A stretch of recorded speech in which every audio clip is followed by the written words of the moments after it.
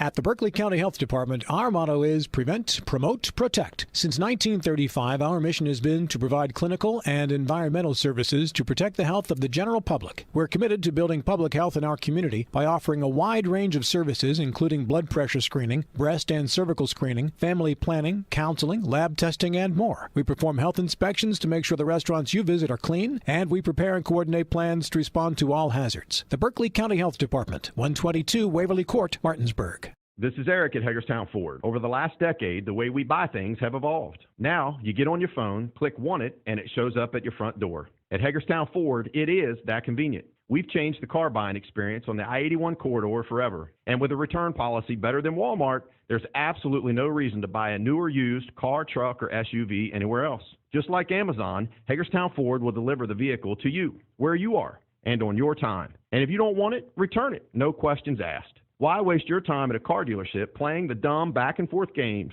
Besides, we hate it more than you do. I assure you, no dealership from Winchester, Virginia to Washington, D.C. will beat our price. No dealership from Chambersburg, Pennsylvania to Baltimore, Maryland will beat our price. And no other dealership will allow you to return it if you don't want it. Hagerstown Ford absolutely provides the best experience at the best price. Visit HagerstownFord.com to schedule your VIP experience. Click on the vehicle you want and get your new ride delivered to you at no risk. See dealer for details. The Palace Lounge in Martinsburg has a brand new list of daily specials. Monday, stop on in for burger night or enjoy a nice juicy steak every Tuesday and Wednesday. The Palace Lounge also offers freshly steamed shrimp Thursdays and chef specials every Friday and Saturday. Sunday is all-day breakfast and there are drink specials daily too. So come enjoy the Palace Lounge. You can find them on Facebook or call 304-267-7520. The Palace Lounge is located at 1350 Edwin Miller Boulevard. When will I be able to retire? How do I make the most of the money I have? How do I leave a lasting legacy to my loved ones? I'm Philip McCoy, financial advisor with the Mirius Group, a private wealth advisory practice of Ameriprise Financial Services Incorporated. Call us today at 304-263-4343 to help you make the most of your financial future. Our office is located at 1270 Winchester Avenue, Martinsburg, West Virginia. Ameriprise Financial Services Incorporated, member FINRA and SIPC. Hi, this is Lauren from Orsini's right here in Martinsburg. Grilling is not just for the boys. We are a Platinum Traeger dealer carrying the Pro Series all the way up to the Timberline Series. We have every flavor of wood pellets along with accessories, rubs, sauces. Not just Traeger, we carry Utz, Meat Church, Lanes, and Dizzy Pig. We also carry a full line of Yeti products. Orsini's has everything to complete your backyard. Visit us at 360 Hack Wilson Way or at Orsinis.com. The following sports broadcast is a special presentation of Talk Radio WRNR Martinsburg. It's time for the excitement of West Virginia high school basketball. Today's high school basketball broadcast is being brought to you by the Berkeley County Health Department, Bechtel Jewelers, Brown's Funeral Homes and Cremations, Hagerstown Ford, the Mansion Ferretti Law Firm, Gary Kelly Allstate Insurance, CMA Honda, the Mirius Group of Financial Advisors, Orsini's Home Store, Parsons Ford of Martinsburg, Smallwood and Small Insurance, and WVU Medicine, Berkeley Medical Center, and Jefferson Medical Center. And now, let's go courtside and join our Talk Radio WRNR broadcast team with today's pregame show.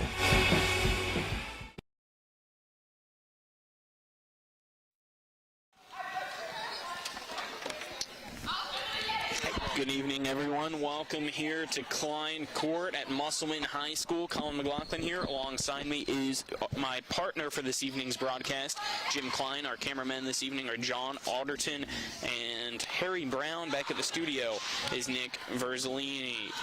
This Johnny's Express tip-off show is brought to you by Johnny's Express. Johnny's has all of your game day food and drink needs, including delicious wings, meatballs, shrimp, burgers, and hot dogs. If you need a way to serve it all up, they got you covered with party trays, utensils, plates, cups, and more.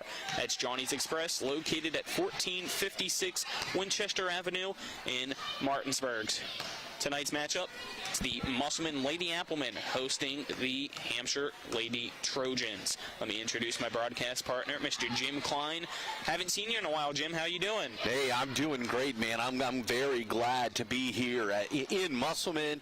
Hampshire made the long bus ride down the hill, ready to play. Going to see some live action. Good to see the women back on the hard court.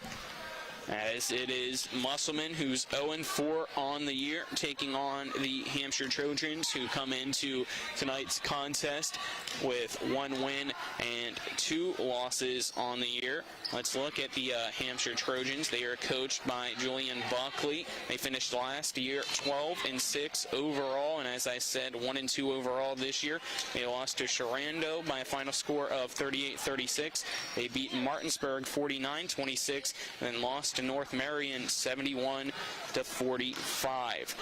As for the Musselman Applemen, they are now 0-4 on the year, coached by A.D. Elliott. They finished last year 6-4 overall, 2-2 in the EPAC, and they lost to Morgantown 48-16, Cabell Midland 58-21, George Washington 57-43, and then Spring Valley 69-49. So Musselman here at home trying to find its first win of the year against a opponent that they are somewhat familiar with, but not much anymore, as basketball-wise, last year became a 4A classification. Musselman is 4A, and Hampshire is 3A, so it'll be an interesting one tonight. Again, here on the Johnny's Tip-Off Show, we'll hear from Coach A.D. Elliott for the Musselman Lady Applemen later on in this broadcast, as we're waiting to see what's going on here. But first, let's take a 2-minute break, and then we'll be back to break down more of this matchup. Again, a 2-minute break. This is West Virginia High School basketball on Talk Radio, WRNR, and TV 10. Whether you're heading to a high school, college, or professional football game, Johnny's has all your tailgating go-tos. Delicious wings, meatballs, shrimp, burgers, and dogs. Plus, Johnny's has everything you need to serve it all up. Party trays, utensils, plates, cups, and more. Stop by either of our 2 great locations, 1456 Winchester Avenue in Martinsburg and Route 11 South in Chambersburg. At the Berkeley County Health Department, our motto is Prevent, Promote, Protect. Since 1935, our mission has been to provide clinical and environmental services to protect the health of the general public. We're committed to building public health in our community by offering a wide range of services, including blood pressure screening, breast and cervical screening, family planning, counseling, lab testing, and more. We perform health inspections to make sure the restaurants you visit are clean, and we prepare and coordinate plans to respond to all hazards. The Berkeley County Health Department, 122 Waverly Court, Martinsburg. Are you considering selling your home and don't know where to start? Then call Chris Ross and the Milestone Real Estate Group at Keller Williams. A Martinsburg High School graduate, Chris knows the local market, and he's proven it as #1 real estate team in West Virginia in 2019. Phone Milestone Real Estate Group at Keller Williams at 304-579-7349 or go to callchrisross.com. Let's celebrate your real estate milestone together. Ollie's VIP Northside is the best local spot to catch all of your favorite high school, college, and pro sports, or to hang out with friends. Ollie's has a great beer and cocktail menu, along with a food menu that will blow you away. Ollie's offers multiple TVs to watch the game of your choice from anywhere at the bar, or their outdoor patio with cornhole and fire pit. So stop by and see for yourself today at 36 Veronica Drive in Martinsburg. That's Ollie's VIP Northside. We'll see you for the game.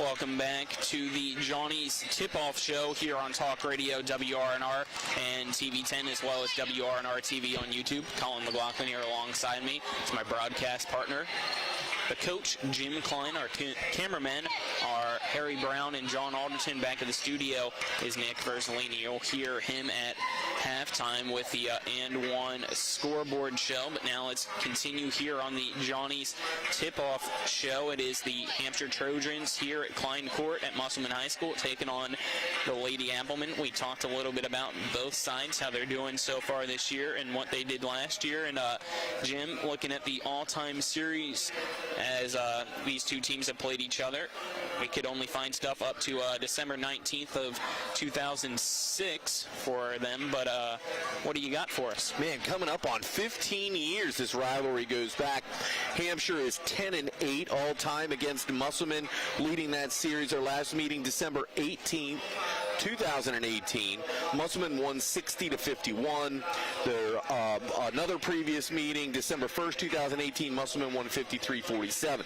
The last Hampshire win goes back to December 19th, 2017, with a 55-44 win. The longest win streak in this series is Hampshire at 6. Yeah, so it should be a good one tonight. As you just heard, Musselman has won the last two meetings against Hampshire.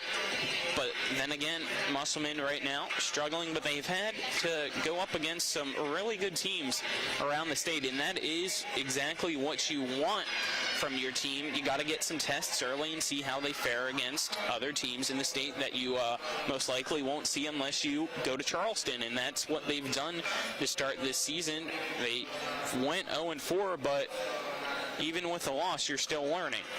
Teams like Morgantown, Cabell Midland, George Washington, and Spring Valley are typically in that top 10 ranking in the entire state. So getting to see how your team pairs up against them is something that will benefit you greatly here in a very competitive EPAC conference that you never know who's going to come out on top of. Absolutely. Those are team names we hear all the time. Obviously, GW for volleyball, Morgantown in volleyball, and actually I went to see Martinsburg in soccer play Cabell Midland, and it was an embarrassing 10-0 loss. Those are very talented schools, deep schools with good populations, and it gives them a chance, Musselman a chance to test themselves against that upper echelon competition. Yeah, and you can't forget Spring Valley also. They're one of the upper echelons that everybody around here knows when it comes to football, including Corbin Page, who just committed to West Virginia University. But for the visitors there in Hampshire, they've faced some teams that were pretty well known around here as well. They already beat Martinsburg by a final score of 49-26. We haven't seen how Martinsburg will be this year. Hopefully we get to see that girls team here soon. We know last year they made it to the state tournament but lost in the first round when they had it against that number 1 seed but just let the lead slip. They were a very good team but lost a lot of seniors, so we'll have to see how they are this year. And Hampshire also lost to Sharando there over in Winchester, and that one was a tough one, 38-36. So that is a frustrating loss to start the year, but then again, it's your first game, so you never know if there were some just simple things that you know that you're going to improve on here later on in the year. And then North Marion is a very, very talented AAA school that used to be AA that came up, and they got beat 71-45, so you got to just shake that one off and look to tonight against Musselman, who used to be a regional opponent, but now they're in 2 different classifications. Yeah, and you see this all the time early in the season, the so-called Davids beating the Goliaths. It happens all over the place with, teams like Bucknell taking Maryland to the wire, Michigan dropping games out of the Big Ten. Early in the season, anything can happen, and that's what brings that excitement. Even with Hampshire traveling down here to Musselman, should see a competitive game tonight, and anybody can win. Yeah, I'm expecting a very, very talented, hard-fought match between these two as we look more at this Hampshire Trojan team. They average 43.3 points per game, and the defense allows 45. As for Musselman, they average 26.6 points per game, which is something they need to improve on, and they allow 54.33. But then again, it's because they've played some of the best teams in the state. Right now, they finally get to play a local team, and it's somebody that still isn't even in the EPAC. So it's somebody that you're getting a look at just to see how your team pairs against another team that you're not going to see much in the year. You only play them one time, and then you got to wait for next year, Jim. And that helps still nonetheless, but in this regular season, this is the marathon. I mean, you're coming out, you're dressing, you're working on things that you need to improve. You're working for seeding, you're working for, you're playing for the postseason. I mean, bottom line, you're trying to build upon your successes, what it is that you need to do to hide those weaknesses, and you just can't replicate gameplay in practice, no matter how hard you try, no matter how it goes. Yeah, and this is our first girls basketball broadcast this year. We just started it on TV 10 last year and got to follow a lot of EPAC games, mostly Martinsburg, but we're going to branch out here and try to do as many other EPAC teams as possible, and we'll have over 50 games in total throughout the year. This is our first girls one, and next week, as both teams take the court here to start warm-ups, we're going to have boys and girls basketball for you at the Seahawk Classic down in Hilton Head Island, South Carolina, as the Martinsburg Bulldogs will start their season down there. Also, the Spring Mills girls basketball team will be playing down there, so Spencer and Nick will have as many games from those two teams as possible throughout December 20th, 21st, and 22nd, and that's going to be exciting because they're going to be playing teams you've probably never seen these teams play before, from South Carolina, from Georgia, and all those southern states that you would never imagine West Virginia schools playing, but they get the opportunity to now with COVID somewhat slowing down and this tournament back on the schedule. Didn't have it last year. Yeah, and that's awesome. It's one thing that I always admired about Coach Rogers, getting his team out on the road. Obviously, Coach Walker at Martinsburg Coach Sherman at Martinsburg doesn't have much of a choice because nobody wants to come to the big house to play, at Coburn Field with Martinsburg's dominance on the football field. But it's awesome to give these kids a chance to go play competition from around the East Coast of the United States. I'm glad to see that. Yeah, as we look more here for these two teams on the Johnny's Tip-Off Show, as both of them took the court, and a lot of height and lengthy players here for this Musselman Lady Appleman team this year, and some height on the Hampshire side as well, and a lot of them look like they have some strength to them as well with the height, so it might be an interesting matchup to key in on down low when this game starts in about 17 and a half minutes or so. Jim, what are you looking for from these two teams? Well, I was talking to one of the managers earlier, and she had said that Hampshire only dresses 12. They have no JV team. All of the players that came out for their JV squad was moved to the varsity. So right off the bat, you have to question whether or not, although they're dressing 12, are they going to have the stamina to keep up with a team like Musselman who, has a JV team?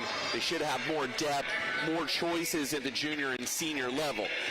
Really what you want to see early in the season is eliminate or reduce the amount of turnovers, and then doing the nitty-gritty stuff. You want to see them banging on the boards. You want to see a lot of rebounds, avoiding turnovers. Those would become the things that they'll fine-tune as the season moves on. Avoiding turnovers, getting rebounds, and hustle plays. That's what I'm looking for. Yeah, and as you just mentioned, Hampshire being a young team, but that doesn't always matter. We saw last night on the boys' side, as we had broadcasted for you, the Fort Hill Spring Mills boys basketball game. And for Spring Mills, they had no seniors on the team, but still picked up a win against a very athletic Fort Hill team, with most of them being a state championship football player from Fort Hill. And yeah, you could argue that Fort Hill didn't really have a lot of preparation because they just got off a state championship a week and a half ago and now are thrown directly into basketball season. But at the same time, when you're a team that has no seniors, which I'm pretty sure Hampshire does not as well, you got to look to other players to step up, and they do, because they're all of the similar age. They've played with each other throughout their career, so they know each other very well, and they know how to win together. Yeah, absolutely. And, there's nothing to say. Age matters not when you're dealing with talent. So we'll see how it plays out. And I'm looking at the warm-ups right now for Hampshire as they are warming up, trying to shoot from the elbow. So we might see a lot of shots from there. Outside shots might be something to key in on because there's not a lot of height. You don't see anybody over like the 5'9" height-wise. But for a girls team in this area, that's not too bad. But at the same time, you got to use size when you have it. And we know Martinsburg has some size, so it'll be interesting when we finally get to see them. But remembering from last year, all these EPAC teams, I'm looking at teams like Spring Mills to improve. We'll have to see how Martinsburg does, as I already mentioned, being the fact that they've lost a lot of seniors. But at the same time, this Musselman team might be a dark horse here in the EPAC. They have a lot of returning players. We talked to head coach A.D. Elliott. We'll hear from him during the next break, but this team's going to be very talented, and it's going to be an interesting year in the EPAC. What are your thoughts on how each team might fare? Yeah, it's a brand new slate, and that's the beauty about, this restart. Last year's season was shortened due to the COVID nonsense. So we're in a situation now where we're going to get a much better look at these teams and the talent, and that again, I feel like I'm so redundant. I'm just so excited to get this game started. We don't know what we don't know until we see these kids in a full season running game speed without those breaks because of red, yellow, and green lights and the color maps and all of these different things. This is just heart rate now. Kids competing against kids, having a good time for the love of the game, and that's what's going to make it exciting, I think, this year in the EPAC.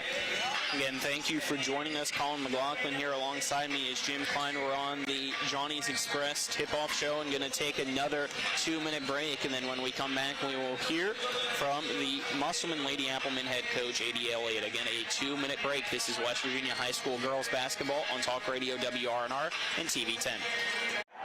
Let's go! Drink some beers! Mountaineer Grill and Pub! Mountaineer Grill and Pub offers many daily specials, including Trivia Night Monday, Karaoke Tuesday, Steak Night Wednesday and Sunday, Thursday night Boneless Wing Night, and on Friday and Saturday nights, there'll be a DJ and or karaoke. And remember, Monday through Friday, happy hour, 11 a.m. to 6 p.m., $2 domestic bottles and $2.50 domestic drafts. Let's go! Drink some beers! Mountaineer Grill and Pub! Ever try to collect on an insurance claim? Perhaps a homeowner's claim, auto accident, or fire. Insurance companies collect money from you for protection should something bad happen. And when it does, they don't want to pay, or they offer too little. At Mansion Ferretti, we have an attorney who worked defending insurance companies and knows all the dirty tricks they play to deny or lowball your claim. Call us today for help in getting what you really deserve. Mansion Ferretti, when you need justice.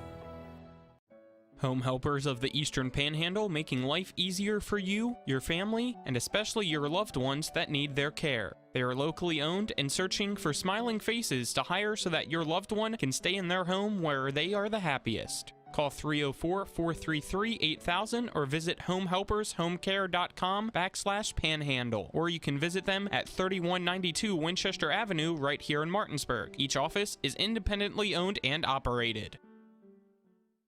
The Mid-Atlantic Group has been serving the area's insurance needs for 40 years. We are an independent insurance agency, therefore we can offer insurance from many insurance companies. Find the right coverage at the right price with Easy Payment Plan. Located at 201 West Martin Street in Martinsburg, the Mid-Atlantic Group is easily accessible from Morgan, Jefferson, and Berkeley County. To set up an appointment with a local insurance professional, give them a call today at 304-267-8989. That's the Mid-Atlantic Group at 201 West Martin Street in Martinsburg. Let them help insure you today.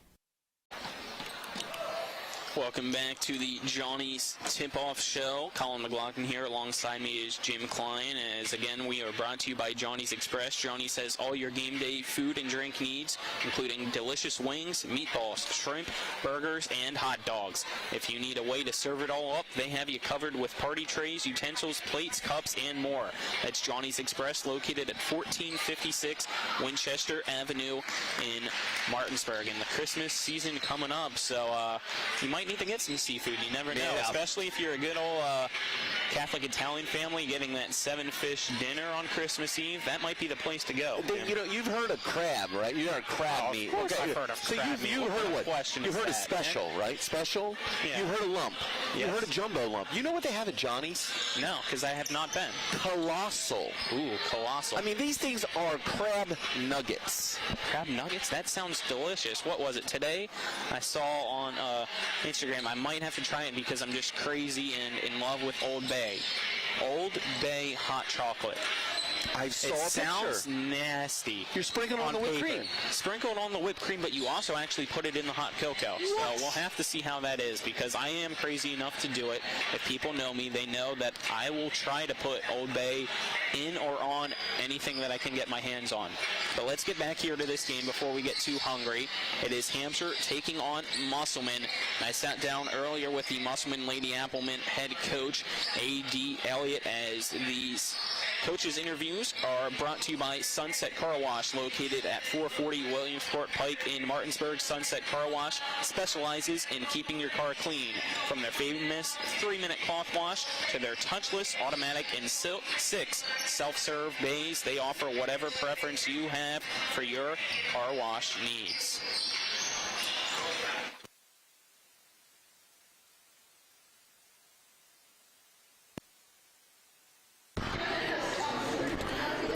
Okay, Coach Elliott, thank you for joining me.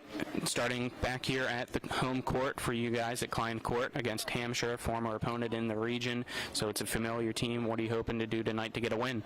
We're hoping to come out quick and aggressive like we did down in Logan County last weekend. Aggressive on defense, trying to jump passes and get steals, and also aggressive on offense, attacking the lane. We notice when we do that, we can make easy buckets, we can get up quick, and we compete really well. Starting off this year, got to travel all around West Virginia, played George Washington, Spring Valley, Morgantown, and Cabell Midland. Unfortunately, they were not wins, though, but how has it benefited your team getting to see those opponents? Those teams play physical, they're big, they're fast, and we were trying to show these girls early the level we want to play at. A lot of those states have a good chance to make it down to Charleston at the end of the season, so we wanted them to be exposed to that early, continue to develop, continue to grow to get to that level. Brand new season, what are your goals for this team? Keep growing, keep trusting the process. We showed a lot of growth from the opening weekend against Cabell Midland and Morgantown, going down to Logan County. Keep trusting that process, getting better every day, so that way, once we hit February, the real show starts. A lot of players back from last year in the starting 5 tonight. What do you like from them, and how do they lead your team? The senior group, they've been on varsity for a while. They've seen some action. They know what expectations are. And this group's really vocal. They do a good job communicating with each other, and then also they're not afraid to talk to the younger groups and try to help them along in their growth as well. Anything else you want to add, Coach? I think it's going to be a good game tonight. It's nice to play someone from our area coming home. So let's have some basketball. It's good to be back. All right, thank you, Coach. Good luck tonight. Again, that was the head coach of the Musselman Lady Appleman and A.D. Elliott in the coach interview, brought to you by Sunset Car Wash, located at 440 Williamsport Pike in Martinsburg. Sunset Car Wash specializes in keeping your car clean, from their famous 3-minute cloth wash to their touchless, automatic, and 6 self-serve bays. They offer whatever preference you have for your car wash needs. And you just heard from A.D. Elliott. I just want to hear your thoughts on that interview, Jim. Yeah, I agree, and I got a chance to watch Musselman. Musselman looking very athletic, and I really like the energy that Coach Elliott brings to the team. Kids are leaving the floor, he's jump high-five, and he's going down low. A lot of energy, enthusiasm, and that's what you want to see regardless of the record. Kids are coming out to work hard, play, and have fun, and it's just like we said in the pregame. It's almost like he read our mind. We're looking towards February, and right now you're trusting the process and building to get to February. Yeah, I forgot to ask him when he said trust the process if he's a 76ers fan. Oh, okay. Now, that's trust the climb. Neil Brown. Yeah, there's a difference there. Yes. Got to keep it basketball oriented when you say trust the process. Can I just put out one thing real quick? Just for our people who are watching on TV 10 and YouTube, WRNR TV, Musselman is in white this evening. Hampshire is in the dark green unis. So just to keep that in mind, we try to keep us on the Andy Appleman during Coach Elliott's interview. We're looking at Hampshire right now in their half-court warm-up drill. Want to make sure that our viewers understand which team is wearing what. Yeah, and I'm watching their warm-ups right now, and it looks like the offense really running through Elizabeth Pryor, the 5'9" junior down low. A lot of attack the basket mentality from Hampshire. And over on Musselman's side, you see a lot of three-pointers going on and a lot of ball movement from the coaches out there on the court helping them out. And you don't see that right now for Hampshire. It's all the players out there just running the warm-ups on their own. So different mentalities, different styles by both teams. It should be a fun one tonight between these two.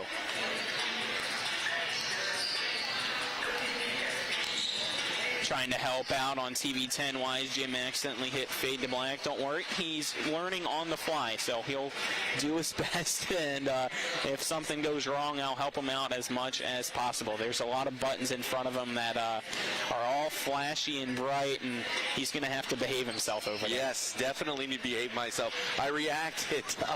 Blomquist hit a three, and I might have celebrated there in my seat.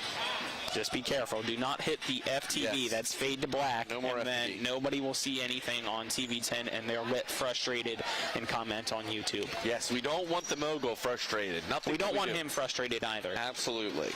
So, as the captains for both teams are out there right now, we're about 4.5 minutes to go here before the starting lineups will be announced, as well as the national anthem.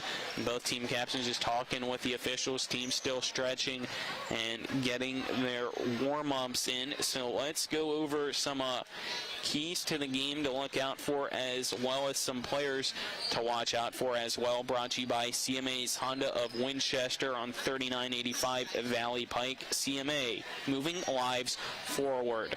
And what are your keys to the game for both teams, Jim, if you got any off the top of your head? Well, I think it's got to be guard play. I think they've got to be able to break presses, bring the ball up court without turning the ball over, to be able to actually set their offense. I think that's going to be your number one key to the game, especially playing an uncommon opponent. And then I think the second thing is going to be getting the hustle points. I think it's going to be second chance offensive rebounds, good boxing out, defensive rebounds, and then hit the floor for the loose balls, make it happen. All right, let's take another 2-minute break, and then we'll be back for the starting lineups and try to get quickly in and out there before the national anthem. Again, a 2-minute break. This is West Virginia High School basketball on Talk Radio, WRNR, and TV 10. At the Berkeley County Health Department, our motto is prevent, promote, protect. Since 1935, our mission has been to provide clinical and environmental services to protect the health of the general public. We're committed to building public health in our community by offering a wide range of services, including blood pressure screening, breast and cervical screening, family planning, counseling, lab testing, and more. We perform health inspections to make sure the restaurants you visit are clean, and we prepare and coordinate plans to respond to all hazards. The Berkeley County Health Department, 122 Waverly Court, Martinsburg. Did you know there are two Santas? It's true. There's bad Santa and there's good Santa. How does one Santa get bad tagged onto his name, and how does the other Santa get good tagged onto his name? Hi, I'm Lori from Bechtel Jewelers. Here's the difference. Bad Santa delivers things like appliances to women on Christmas morning, or dishes or towels. Bad Santa has delivered snow shovels, jumper cables, and even car care kits. Good Santa delivers gifts that makes her eyes get very big, make her pulse go very fast, make her heart very excited. Good Santa's gifts bring kisses and hugs and all kinds of things very fun. Women love Good Santa, and at Bechtel Jewelers, Good Santa has stocked our cases with those kinds of gifts. Pendants and bracelets and earrings and rings, diamonds and gemstones that sparkle and shine. Santa baby, you rock the house. Give the woman you love the good stuff. Don't be a bad Santa. Be good, really good. At Bechtel Jewelers, Route 11 South in Inwood, home of Good Santa. The Palace Lounge in Martinsburg has a brand new list of daily specials. Monday, stop on in for burger night or enjoy a nice juicy steak every Tuesday and Wednesday. The Palace Lounge also offers freshly steamed shrimp Thursdays and chef specials every Friday and Saturday. Sunday is all-day breakfast, and there are drink specials daily too. So come enjoy the Palace Lounge. You can find them on Facebook or call 304-267-7520. The Palace Lounge is located at 1350 Edwin Miller Boulevard. Welcome back for the last segment here on the Johnny's Express tip-off show. It's now time for the starting lineups for Musselman and Hampshire, brought to you by Modern Renovations. Whether it's for a new roof or just a repair, West Virginia homeowners trust the experts at Modern Renovations for roofing. Call them at 304-564-6317 to schedule your free estimate or visit mymodernrenovations.com. Let's look at the visiting starting five. Hampshire coming in 1-2 overall. You got the 5'3" junior number 1, Hannah Alt, the 5'7" sophomore. The 5'6" sophomore number 10, Isabella Blumquist. The 5'2" sophomore number 14, Jaden Kearns. 5'9" junior number 21, Elizabeth Pryor. And rounding out the starting five for Hampshire is number 34, 5'5" junior, Charisma Shanholz. Hampshire's coached by Julianne Buckley, and they come into today 1-2. Jim, who's the starting five for Musselman? We're starting with number 1, Janiyah Lindsay, a senior. Number 3, Patience Ritchie, a senior. Number 12, Kira Bennett, a senior. Number 15, Caleb Fitzpatrick, a junior. And rounding out the starting lineup, number 23 is sophomore Elena Funkhauser. And Musselman is coached by A.D. Elliott. They come into the contest 0-4. That's your Modern Renovations starting lineup. Let's take another 2-minute break, and then we'll be back for some high school basketball. This is Talk Radio WRNR and TV10. We're back in 2 minutes. The Palace Lounge in Martinsburg has a brand new list of daily specials. Monday, stop on in for burger night or enjoy a nice juicy steak every Tuesday and Wednesday. The Palace Lounge also offers freshly steamed shrimp Thursdays and chef specials every Friday and Saturday. Sunday is all-day breakfast, and there are drink specials daily too. So come enjoy the Palace Lounge. You can find them on Facebook or call 304-267-7520. The Palace Lounge is located at 1350 Edwin Miller Boulevard. Conveniently located at 440 Williamsport Pike in Martinsburg, Sunset Car Wash's staff specializes in keeping your car clean. From our famous 3-minute cloth wash to our touchless automatic and 6 self-serve bays, we offer whatever preference you have for your car wash needs. If your vehicle could talk, it would say, "Take me to Sunset Car Wash." That's Sunset Car Wash at 440 Williamsport Pike in Martinsburg, locally owned and operated.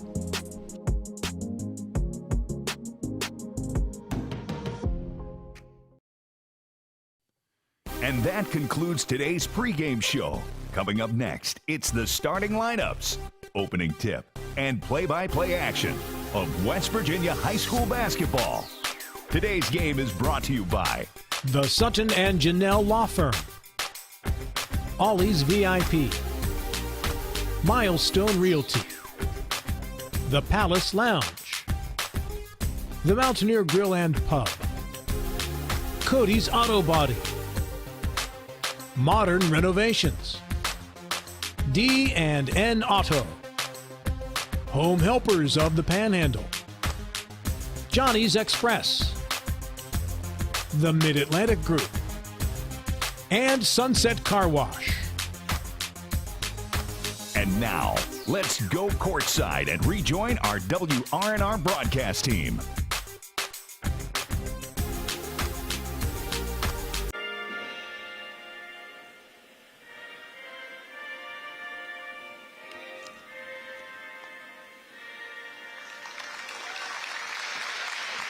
We welcome you back to Klein Court at Musselman High School. Colin McLaughlin here. Alongside me is Jim Klein, our cameraman.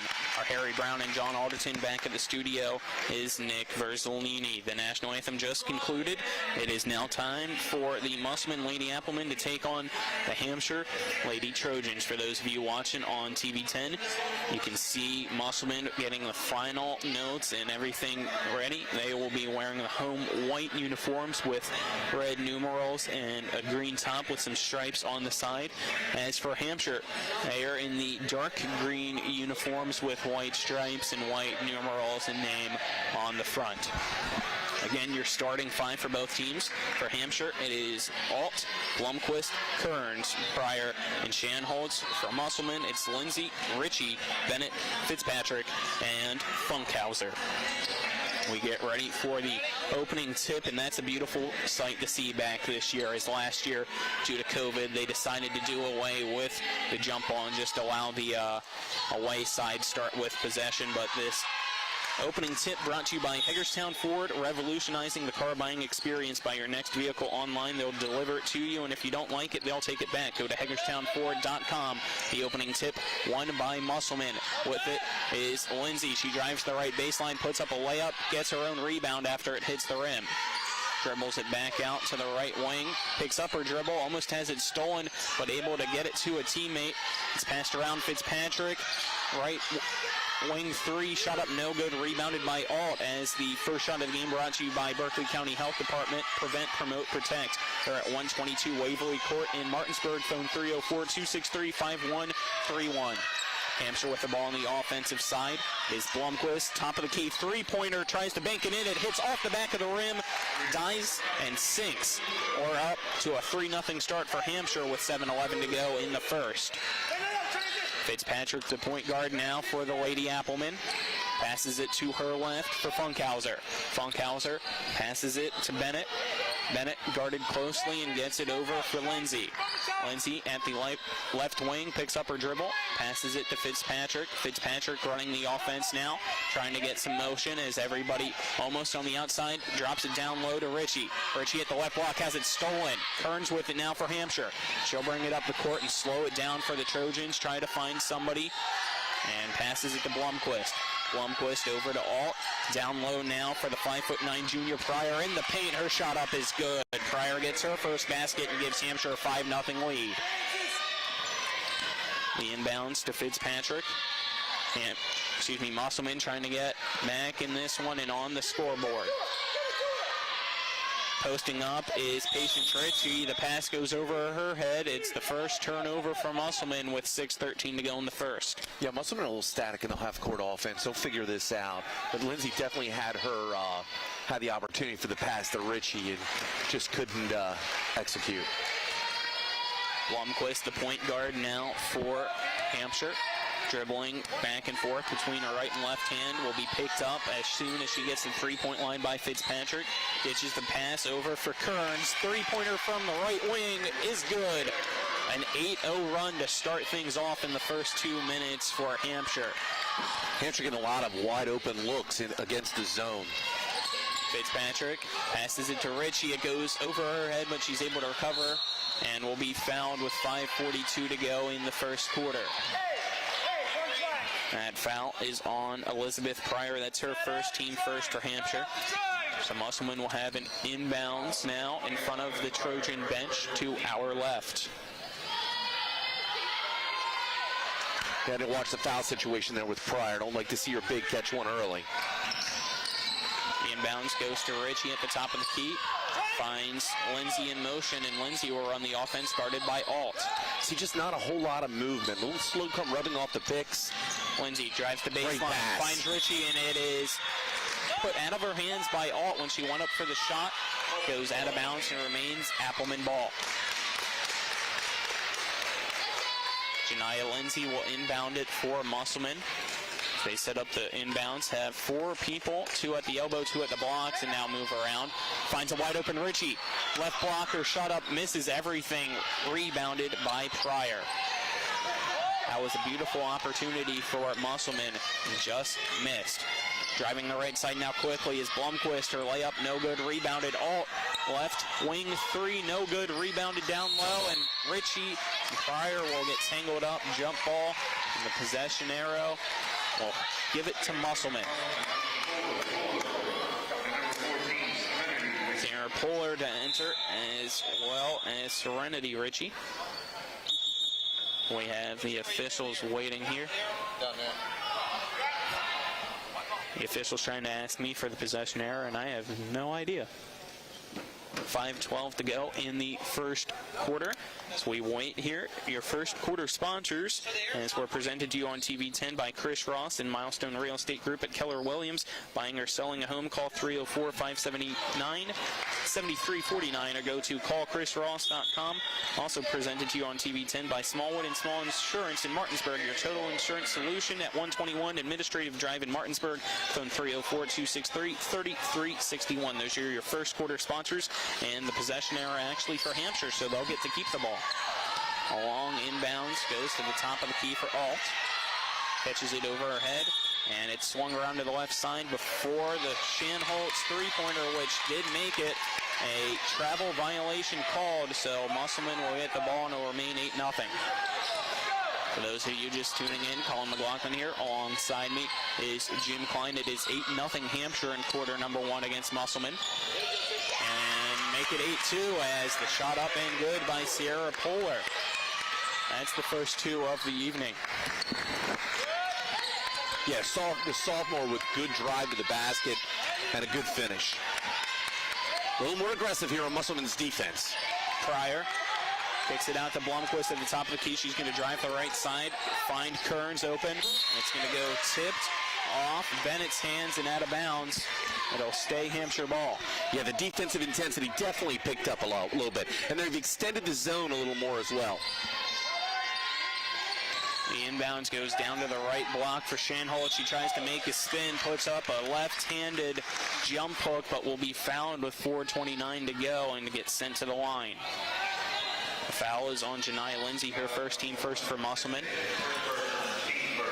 Charisma Shanholtz, the 5'5" junior at the charity stripe. Shanholtz's first free throw is through. That's her first points, makes it a 9-2 Hampshire lead.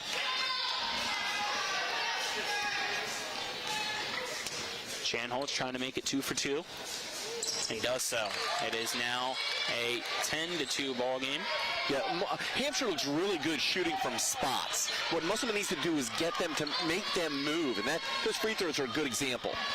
Lindsay to Poehler, back over to Lindsay. She's going to drive the right baseline. Double team, shot up, no good. And it's rebounded by Serenity Ritchie. Three-pointer by Poehler, banks in from the top of the key. She now has the 5 points for Musselman to make it 10-5. Yeah, man, the drive-through's open, the bank. She called bank. Did she call bank? I don't know if she called bank. We'd have to take off our headsets to hear it. Blomquist. Great pass down low. Pryor, double teamed. Puts a shot up. It's good in the paint. It's now 12-5. Yeah, Coach Elliott asking for 3 seconds. Actually, I think Coach Elliott asked for 8 seconds. Janiyah Lindsay picks up her dribble, gets it to Fitzpatrick. Fitzpatrick over to Ritchie, down low to Fitzpatrick, right block, pump fake, shot up, bounces around, it's in. Fitzpatrick gets her first 2 points of the evening. It's a 5-point ball game at 12-7 Hampshire. Swing pass. Ball stolen. It's going to be stolen, and right back. Oh, layup and a foul. 3:13 to go. Musselman picked up the pace and allowed a turnover after a turnover, so that sends Hannah Alt to the line. So that foul will be on Janiyah Lindsay. That's her second. Here's a great defensive play and just a series of unfortunate events trying to save the ball. Alt's first free throw off the front of the rim and no good. Substitute entering. Sarah Price will check in for Musselman. And Alt, the 5'3" junior, second free throw is up, and that one bounces around the rim and through. That's her first points, makes it a 13-7 ball game. Fitzpatrick across the mid-court line here at Klein Court. Has the ball back from a pass. Hampshire now man-to-man, extended their defense a little bit. Ritchie sends it and sets a pick for Price. Price drives to the left side, kicks it back to Ritchie. Her shot up might have been tipped, but it's good. Serenity Ritchie makes it 13-9 from the left elbow. Blomquist at the top of the key, picks up her dribble, gets it over to Alt. Alt decides not to shoot a long three, instead passes it over the head of Kearns in front of Musselman's bench. It's a turnover to make it Musselman ball, and they can make it a one-possession game with a basket. Yeah, Ritchie with the two-pointer to cut the lead to 9-13. Right now, I'm going to say that's the edge right now in the Parsons Ford moment of the game. Ritchie has it off her hands, recovers it, kicks it out, top of the key with Poehler. Poehler bounce passes it to Fitzpatrick at the right wing, and a reach-in foul will be called on Jaden Kearns. That's her first, team second, or at the 2:19 mark in the first quarter. Musselman will have an inbounds on underneath the basket. It looks like they're going to go with. Better opportunity for Musselman to set up a inbounds play that could be successful for an easy bunny basket. Wide open three from the corner, off the rim, no good by Fitzpatrick. Rebounded down low by Alt for Hampshire. That play was set perfectly, just missed. Yeah, Bennett was working hard in the box for rebounding. Bounce pass down low, spin move. Pryor in the paint, it's good. Elizabeth Pryor with her third basket, 6 total points. It's 15-9. Kayla Fitzpatrick slowly brings it up, picks up her dribble, looks to her left, and passes it over to Price. Price hits it to Ritchie in the the left corner. Will bounce past it, back over for Puller now. Puller to Fitzpatrick at the right side. Finds a teammate open down low. The pass over the head of Price. A turnover for Musselman at the left block. 15-9 the score remains, and checking in for the Applemen is now Patience Ritchie, and for Musselman is Cora McBride. Yeah, watch the center for Hampshire, 21, Pryor. Coach Elliott is really working the official on her setting up in the lane for 3-second violation. Isabella Blomquist, the point guard, passes it to Alt. Alt down low for Pryor. Pryor bounce passes it down low. The shot up, no good, and tipped out of bounds with 1:18 to go. It's going to remain Hampshire ball, so they'll inbound it underneath the offensive basket on the right side. Not a lot of space there for Blomquist. Blomquist throws it all the way out for Alt. Alt trying to find a teammate. Gets it back to Blomquist. She's going to drive the left baseline and airball it, but it's rebounded by Shanholtz and stolen by Musselman. Fitzpatrick with it, trying to get quick transition and decides to slow it down, allow the offense to get back and set up. And a foul going to be called with 1:01 to go. 15-9 the score remains. Hampshire leads Musselman. And it looks like they won't call the foul as Puller got ran into going for that pass. Instead, they just say it was out of bounds and tipped. So it'll still be Musselman ball. Fitzpatrick passes it into Price. She's going to do a reverse layup from right to left and be fouled. Doesn't bailout. Basket. Yeah, bailout. Cora McBride, yeah, the freshman with the bailout. That's McBride's first foul, team third.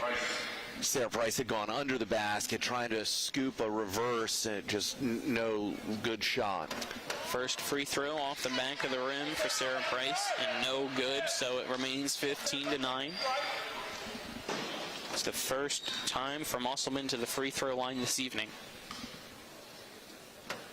Price's second free throw up, off the front of the rim, no good. And it's saved from going out of bounds. Fitzpatrick will get the rebound, get it back to Price. Price puts it up from the left elbow, no good, rebounded by Alt. Under a minute to go in the first. Alt going to quickly bring it across. Finds Blomquist from the left corner. Three, it's good. Blomquist, her second three of the evening, makes it 18-9. I watched her in pregame and said to you, Colin, 10 is a spot shooter. They've got to get her to take a step. 9-point lead for Hampshire. Fitzpatrick with it from Musselman, gets it stolen. Pryor reads the pass, and Hampshire coming back the other way now. Blomquist with it, picks it up to Alt. Alt driving on the left side, puts up a floater from the elbow. It's going to hit the rim and rebounded by Price from Musselman, and she gets fouled underneath the defensive end of the basket. It's frustrating for Hampshire's head coach, Julianne Buckley. Yeah, McBride comes off the bench and yanks 2 quick fouls. She's going to have to sit. That's the team fourth. 11.6 seconds to go. Musselman down by 9, but might be able to get a final shot here before the end of the quarter. At 5 seconds now, Puller guarded closely at the half-court line. Tries to pass it to Price. It's going to go out of bounds with 0.9 seconds to go on the far end of the scores table. So it's going to have to be a quick catch-and-shoot opportunity for the Applemen. Fitzpatrick catches it, puts up the shot off the good effort glass, and no good. That'll be the end of the first. It is 18-9 Hampshire. Let's take a 1-minute break. This is West Virginia High School basketball on Talk Radio, WRNR, and TV10. Are you considering selling your home and don't know where to start? Then call Chris Ross and the Milestone Real Estate Group at Keller Williams. A Martinsburg High School graduate, Chris knows the local market, and he's proven it as #1 real estate team in West Virginia in 2019. Phone Milestone Real Estate Group at Keller Williams at 304-579-7349 or go to callchrisross.com. Let's celebrate your real estate milestone together.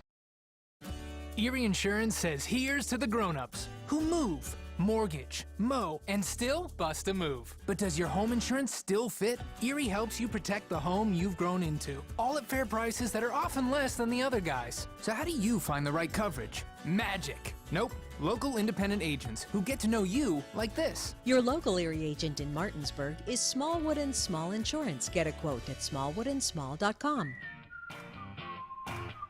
Erie Insurance.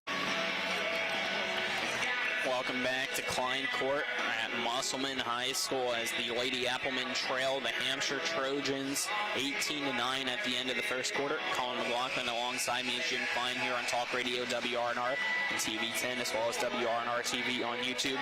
Thank you for joining us. And right now, very impressive start for Hampshire. Down low, Elizabeth Pryor with 6, and from the three-point land, Isabella Blomquist with 6 points as well, Jim. Yeah, Richie, number 14 from Musselman, did her shot to get Musselman back in this game. We're not saying that they're not in the game at 9:18 starting the second, but the moments were few and far between for Musselman. They're going to have to play a little bit better here. Less turnovers and a lot more movement on offense. Musselman starts with the ball to begin the second quarter. Janiyah Lindsay at the right side has her pocket picked, but recovering it for Musselman. Great take. Patience Richie puts it up from the right block, banks it in. That's her first 2 points. It's now 18-11 and a full court press for Musselman. That numbers easily stuck, and easy layup is good. Elizabeth Pryor now with 8 points, makes it 22-11 from the left side. Janiyah Lindsay met at half court by Alt. Dribbles with her right hand and picks it up. Finds Puller at the top of the key. But she bobbled it so she couldn't get a quick pull up. Passes it over to Lindsay, back over to Puller. Gets a pick. Bounce passes to Richie. She drives the right baseline. Tried to bank it in again. This time no good. Rebounded by King. King finds Blomquist, and she'll slowly bring it across the court for Hampshire. Bennett needs to set that pick and hold that pick until she slides by on offense for Musselman. Blomquist backs up now near the M at midcourt and drives in the right side, kicks it out. Two-pointer from the right corner is no good. Richie gets the rebound. Blomquist with a good little crossover there. Expected her to be more of a setup shooter, but she actually put the ball on the floor and got some separation. Janiyah Lindsay with it, picks up her dribble, gets it to Puller, top of the key. It might have been tipped, trying to bank it in, just misses. Blomquist with the rebound for Hampshire. Everybody back as Blomquist passes midcourt, passes it to Alt. Alt drives to left side, off the front of the rim, no good. Rebounded down low by King. Her shot from the left side in the paint is good. It's now 22-11. That is Kirsten King's first basket. So new dynamic for Hampshire. Now Blomquist has run the point the last 2 possessions. All more of a shooting guard slasher type player. Janiyah Lindsay passes it for Kara Bennett. Static on offense, got to move. Back for Lindsay, she pump fakes, drives into the elbow, got her glasses knocked off, and the ball is going to go back to backcourt. It was tipped, and they still call backcourt violation. One referee disagreeing with the other, A.D. Elliott disagreeing with the entire crew. We'll wait and see what the official ruling is. 5:51 to go in the second quarter. It's 22-11. And we'll still wait here as this second quarter presented to you on TV10 by Sutton and Janelle, attorney at law, a full-service law firm helping individuals, families, and businesses with all their legal needs. They're at 224 West King Street, Martinsburg. Visit SuttonandJanelle.com, and they're going to stick with the behind the court violation, so it's going to be Hampshire ball. Yeah, Musselman touched the ball after Hampshire did when the ball traveled into the backcourt, so it's an over and back violation. The ball with Kearns. She drives the left side, finds it to King. King with a right-handed finger roll. It's good. King back-to-back possessions, back-to-back baskets, makes it 24-11. Just can't let her set up like that underneath the basket. Somebody's got to push her off the box. Musselman down 13, trying to get some answers, and a foul will be called as patient Ritchie tries to drive into the paint from the top of the key. Might have been an offensive foul, or did they call a travel violation? It was a jump ball. Okay, so possession error with Hampshire. 5:24 to go in the second. The ball inbounded to Blomquist. Blomquist met by Fitzpatrick, gets a pick from Pryor, drives the right side, wide open layup, it's good, and the foul. Isabella Blomquist with 8 points and has an opportunity at a 3-point play. Foul on Sierra Puller. That's her first, team third of the half. Isabella Blomquist, 5'6" sophomore, trying to get her 9th point in the half. Off the rim, no good. Rebounded by King. She tries to put it back up quickly and misses it. It's finally rebounded by Puller for Musselman. She gets it to Lindsay next to her. Passes it for Ritchie at the top of the key in the offensive side now. Quick pick and roll. The layup is good from the left side by Kira Bennett. That's her first basket to make it 26-13. Hannah Alt will now be the point guard for Hampshire as it's been back and forth between her and Blomquist. Alt finds a wide open teammate in Kearns in the right side, and they swing it back to King. King pump fakes and travels. That'll be a turnover for Hampshire, make it Musselman ball. Hampshire has been punishing Musselman for being aggressive on defense by making the pass that's 2 passes away. You know, swing passes, skip passes. If Musselman can just anticipate a little bit more, create some turnovers from those long passes. Fitzpatrick gets the inbound. It's stolen by Alt for Hampshire after it quickly got back to Puller. It's going to be an easy deuce on the left block. Isabella Blomquist makes it 10 points for her and a 28-13 lead. Another steal. Alt will be fouled down low after it was tipped by Blomquist. Hampshire will get the ball back. Yeah, so I'm starting off the game with an early prediction. WVU Medicine player of the game might go to number 10, Blomquist, unless somebody's going to step up here. Pryor's another person to watch right now for Hampshire. We need to see Musselman execute a little bit better on offense and avoid these turnovers. As that foul was on Patience Ritchie, her first, team 4th. Hampshire gets the inbounds underneath the basket. Pryor looking for somebody to pass to. Trying to inbound it to Shanholtz. It's going to go off her fingers, out of bounds at the Musselman bench. That'll be Musselman ball. 4:20 to go in the second quarter. It remains 28-13 for those of you just tuning in. Hampshire up by 15. Get to see Hampshire in the press. Full court press, work the past 2 possessions. This time Musselman breaks it. It's Puller on the right side. Oh, pass is tipped. Ritchie tries to save it, stays inbounds, dribbles to the right side. Gonna go up for a layup, and a foul will be called. 4:06 to go now in the second quarter. Foul. They called on a number 6. There is no number 6. I thought it was number 5. Yeah, I thought it was number 5 as well. Kirsten King, I'm going to put that as her first, team 5th. Ritchie now with it down low, has it tipped, kicks it out to Pryor, top of the key. 3-pointer good. 28-16 now. I believe that was actually Sarah Puller. That's her second 3. Blomquist now with the ball. Passes it over to Alt to her left. That swing pass. Teammate at the right corner of the 3. Airballs it from Shanholtz. Rebounded by Musselman. It's going to quickly be brought up by Womble. Womble will slow it down. Find Ritchie at the top of the key. Another 3-pointer. Off the rim. No good. Tipped around. Rebounded by Pryor. Excuse me, by Blomquist. Blomquist going to quickly bring it across the court now. Everybody up tempo. Find Shanholtz. Bounce pass down low for King. King guarded by Ritchie. Loses possession. Kicks it to Blomquist at the top of the key. All back to Blomquist. Long 3 from the top of the arc. Bam! Blomquist. Her third 3-pointer of the half. She has 13. It's 31-16 now. Fitzpatrick Coast-to-coast layup, no good. Gets her own rebound in the paint, puts up another one, misses everything, keeps it in bounds, double teamed, and a foul. 2:55 to go in the second quarter. We'll quickly give you our other second quarter sponsor, brought to you by Modern Renovations. Whether it's for a new roof or just a repair, West Virginia homeowners trust the experts at Modern Renovations for roofing. Call them at 304-564-6317 to schedule your free estimate. Visit mymodernrenovations.com. Our other one is Sutton and Janelle. You can find them at 224 West King Street, Martinsburg. Visit suttonandjanelle.com.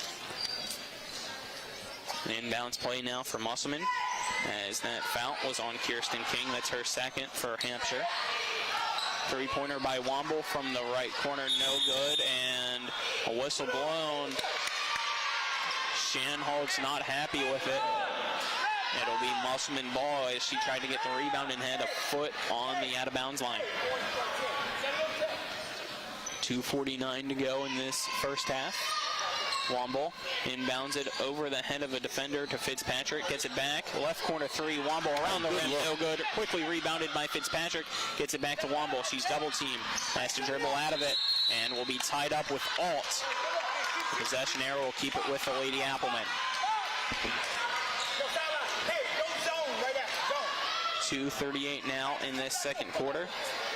Both teams trying to get a basket as we've had a standstill on the scoreboard the past minute or so. It's going to be inbounded to Fitzpatrick behind the midcourt line and dribbles it across. Finds Ritchie at the elbow. Back over to Fitzpatrick at the left wing. She'll dribble a couple times. And it's swung around to Ritchie. Ritchie over to Price at the right side. She puts up a three-pointer. It's no good. Womble keeps it alive before it goes out of bounds, and she finds Fitzpatrick. Left block.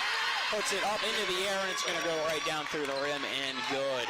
Fitzpatrick gets her second basket, makes it 31-18.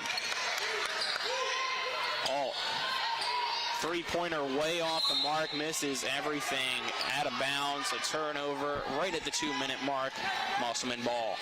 Yeah, you're asking a lot from these guards, and then you got the same situation with Pryor. Fatigue started to set in here as we get close to halftime. Hampshire back at the full press. Sarah Price breaks it for Musselman and carries it, so it's a turnover, make it Hampshire ball. We're at 1:52 now in the second. It is Hampshire 31, Musselman 18 here for West Virginia High School girls basketball. Colin McLaughlin alongside me is Jim Klein. It's one of those situations where the official blows the whistle and calls a carry on a situation where there's no advantage gained. I just don't like that call. And Alt passes it with the chest pass to Blomquist. Blomquist around the horn to Pryor down low. Her shot up from the left block. Around the rim, no good. Rebounded by Musselman. And Pryor didn't have the legs to put that up. Rattled around. Holly Womble brings it across the court. Almost has her pocket picked, but recovers the dribble from Alt. Picks up her dribble now, passes it to Ritchie. Ritchie gets it over to Puller. Puller for Fitzpatrick. She's going to drive the left baseline, and another whistle blown with 1:16, and that foul going to be on Hampshire's Elizabeth Pryor. That's her second, team seventh, so it's now 1-1 for Caleb Fitzpatrick and the Musselman Applemen. Yeah, Hampshire with players on their knees. Checking out, it's Kira Bennett. Serenity Ritchie checks in for the Lady Applemen. As I said, Fitzpatrick at the free throw line for this 1-1 opportunity. Fitzpatrick's first free throw up around the rim, no good.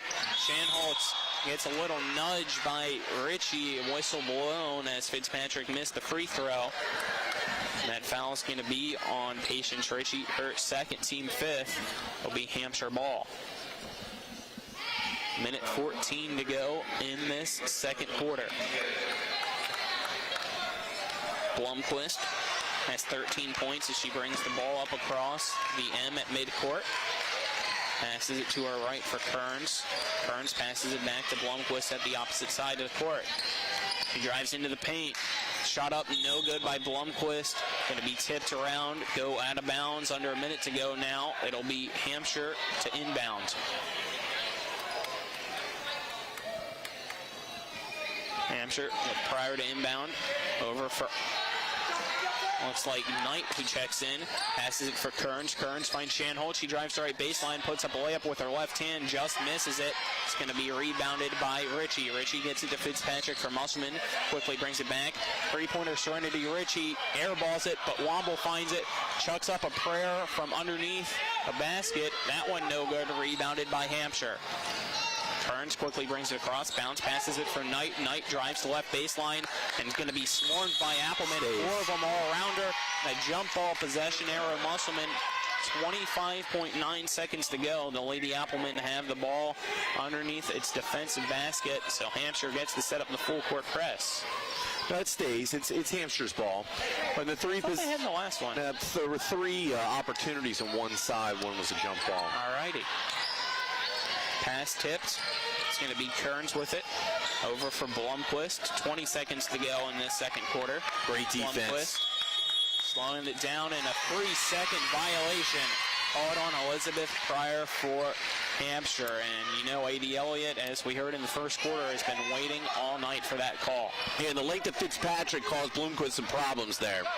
Full court press broken. Bringing across the court is Price. Price jukes around, gets a shot, no good, gets a rebound, puts it back up from the left block. That one's good. It's 31-20 now. Blomquist, half court heave. Way high, off the glass, no good. That'll be the end of the half. It is Hampshire 31, Musselman 20. Let's take a 2-minute break, and then we will be back for the Mansion Freddy halftime show. Again, a 2-minute break. This is West Virginia High School basketball on Talk Radio WRNR and TV 10.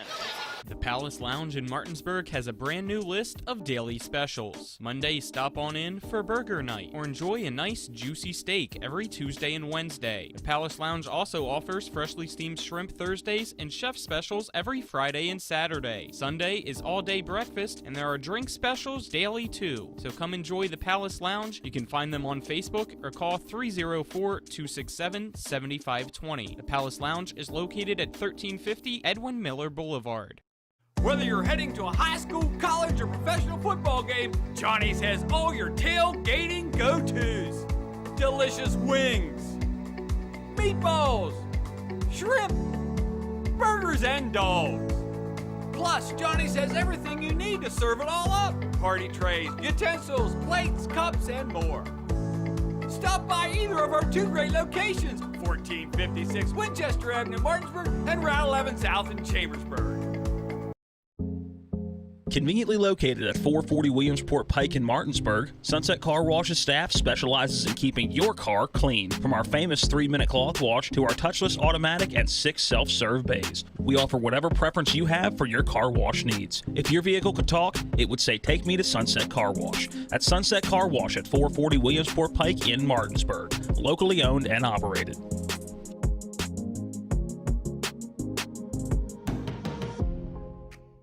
Ever try to collect on an insurance claim?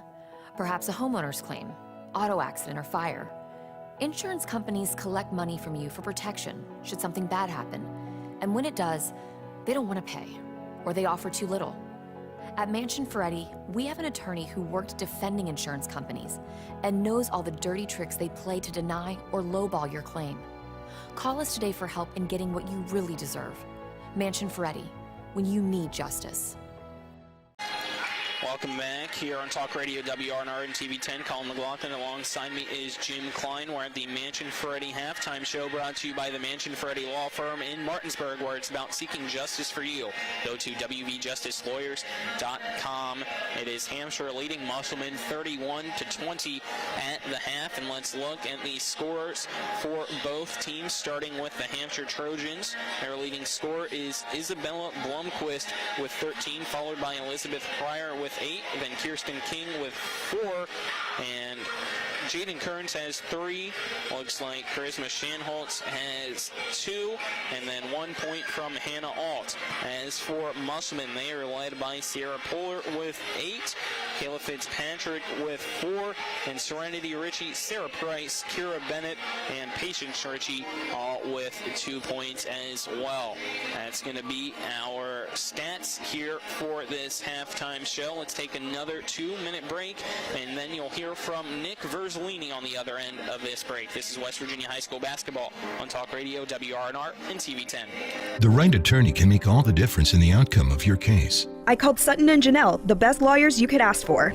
Sutton and Janelle Attorneys at Law. 70 years of collective legal experience. Family law, criminal defense, DUI, personal injury, and mediation. Sutton and Janelle got the most favorable outcome I could have expected. Visit Sutton and Janelle's new historic location, 224 West King Street in Martinsburg. Online at suttonandjanelle.com. Sutton and Janelle Attorneys at Law. They value your rights and are passionate about your success. Remember that last trip to the auto mechanic? I also think your solenoid gasket is bad. What? Yep, that'll be another $500. Forget that and go to D&N Auto Specialist at 230 Tavern Road, Martinsburg, where honesty is their best policy. Serving the Eastern Panhandle since 1974, D&N Auto is family-owned and operated, specializing in exhaust alignments and tires. From general maintenance to major overhauls, they'll treat you right. Call D&N Auto Specialist at 304-267-4078.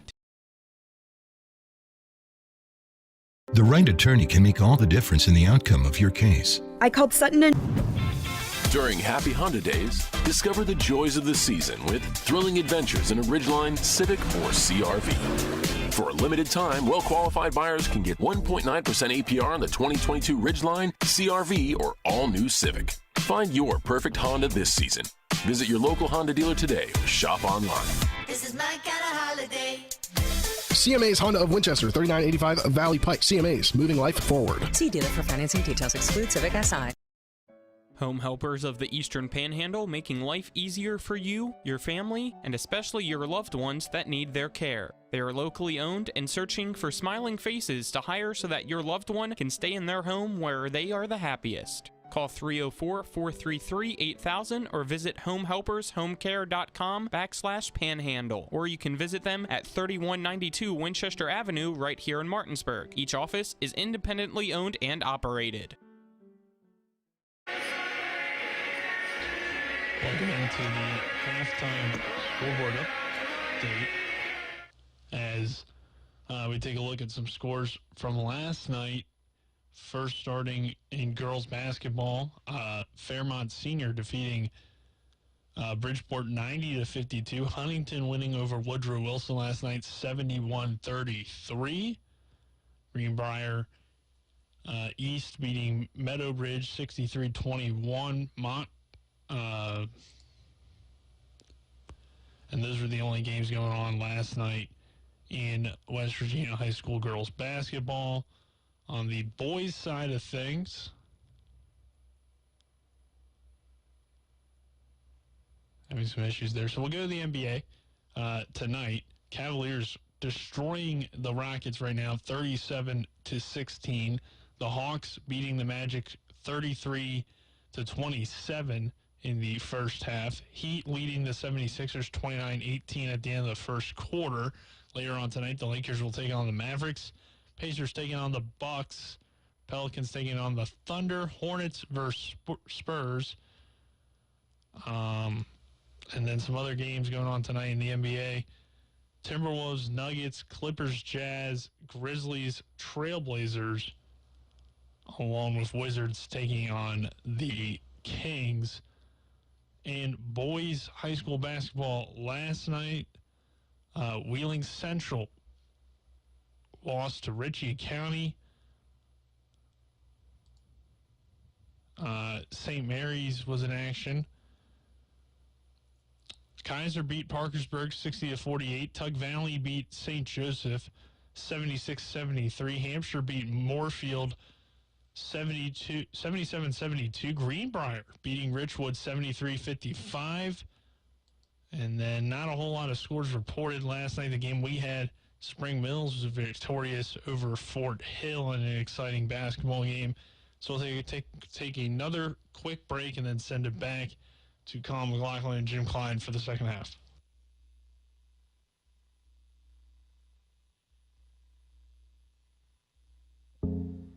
Conveniently located at 440 Williamsport Pike in Martinsburg, Sunset Car Wash's staff specializes in keeping your car clean. From our famous 3-minute cloth wash to our touchless automatic and 6 self-serve bays, we offer whatever preference you have for your car wash needs. If your vehicle could talk, it would say, "Take me to Sunset Car Wash." That's Sunset Car Wash at 440 Williamsport Pike in Martinsburg, locally owned and operated.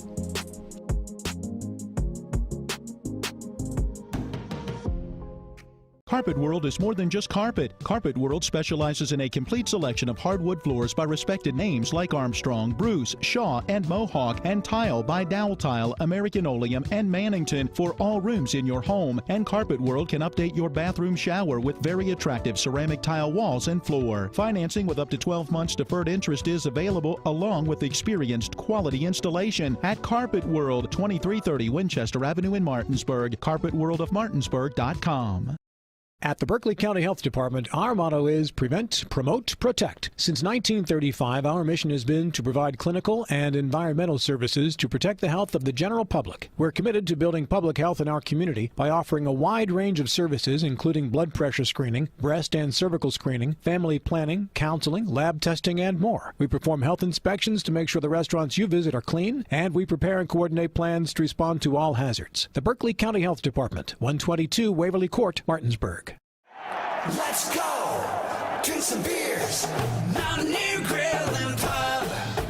Conveniently located right off 81 at 214 Mid-Atlantic Parkway, Mountaineer Grill and Pub offers many daily specials, including happy hour 11 a.m. to 6 p.m. with $2 domestic bottles and $2.50 domestic drafts. Monday night is trivia night, Thursday night is wing night, and Wednesday and Sunday night is steak night.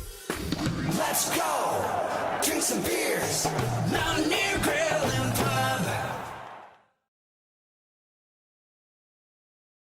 Welcome back for the second half between the Hampshire Trojans and the Musselman Applemen. At the half, it is 31-20. Hampshire leads. Colin McLaughlin alongside me is Jim Klein. Our cameramen are Harry Brown and John Alderton. Back at the studio is Nick Verzolini as the Mansion Freddy halftime law firm show ends, or Mansion Freddy Law Firm halftime show. I'm getting everything mixed up today, Jim.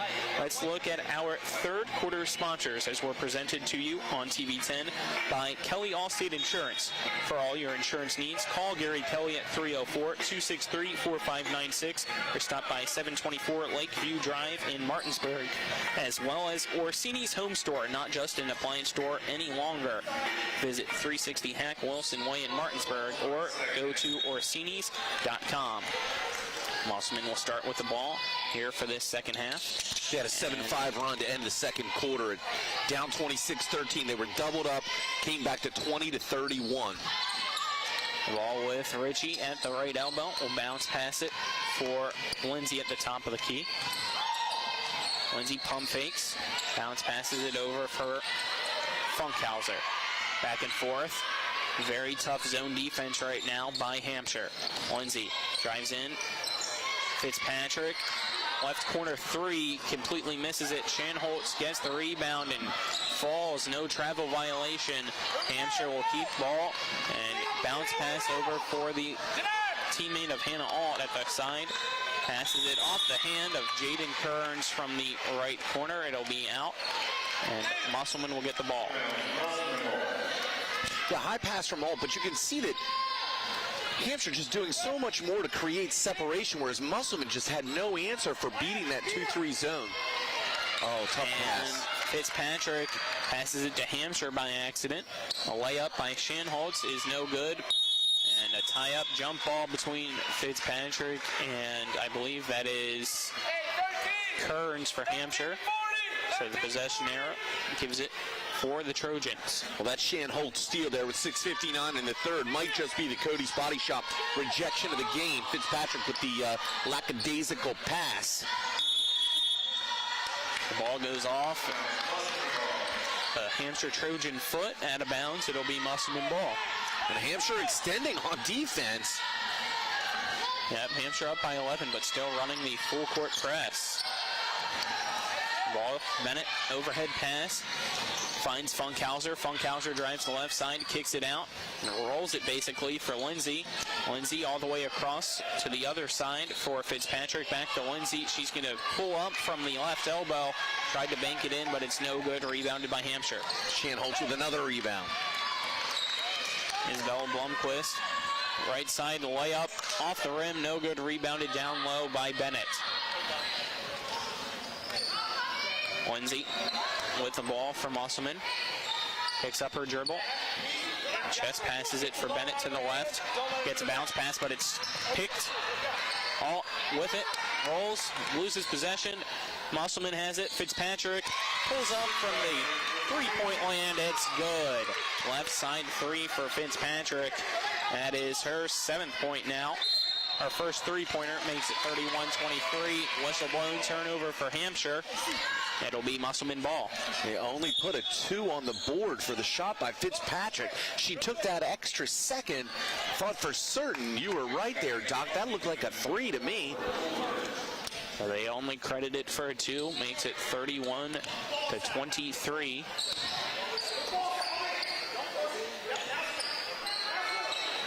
Bennett has the ball, kicks it out. Puller, and a travel violation called at the left side. Hampshire will get the ball right back. So turnover for a turnover. And now Musselman's going to go for a full court press. Have not seen that yet by the Appleman. Shanholtz loses possession.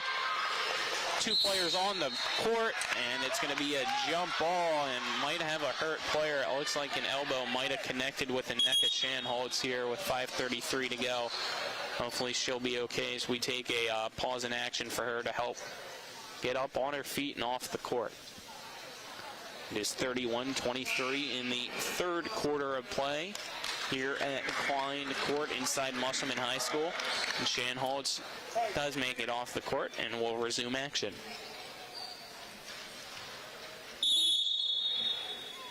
Sarah Poehler to inbound it for Musselman. Finds Janiah Lindsay. Lindsay brings it across midcourt. Will be met by Kearns. Picks up the dribble. Pass back and forth. Kearns gets it for Hampshire. Gives it to Alt. Alt quickly brings it across. Bounce passes it beautifully through a couple of Musselman Appleman, but Pryor couldn't get the hands on it in time. And a jump ball again will be called in the Hampshire side. The arrow gives it to Musselman. So only 1 basket here in this 3rd quarter. Kind of been a sloppy, slow start after halftime.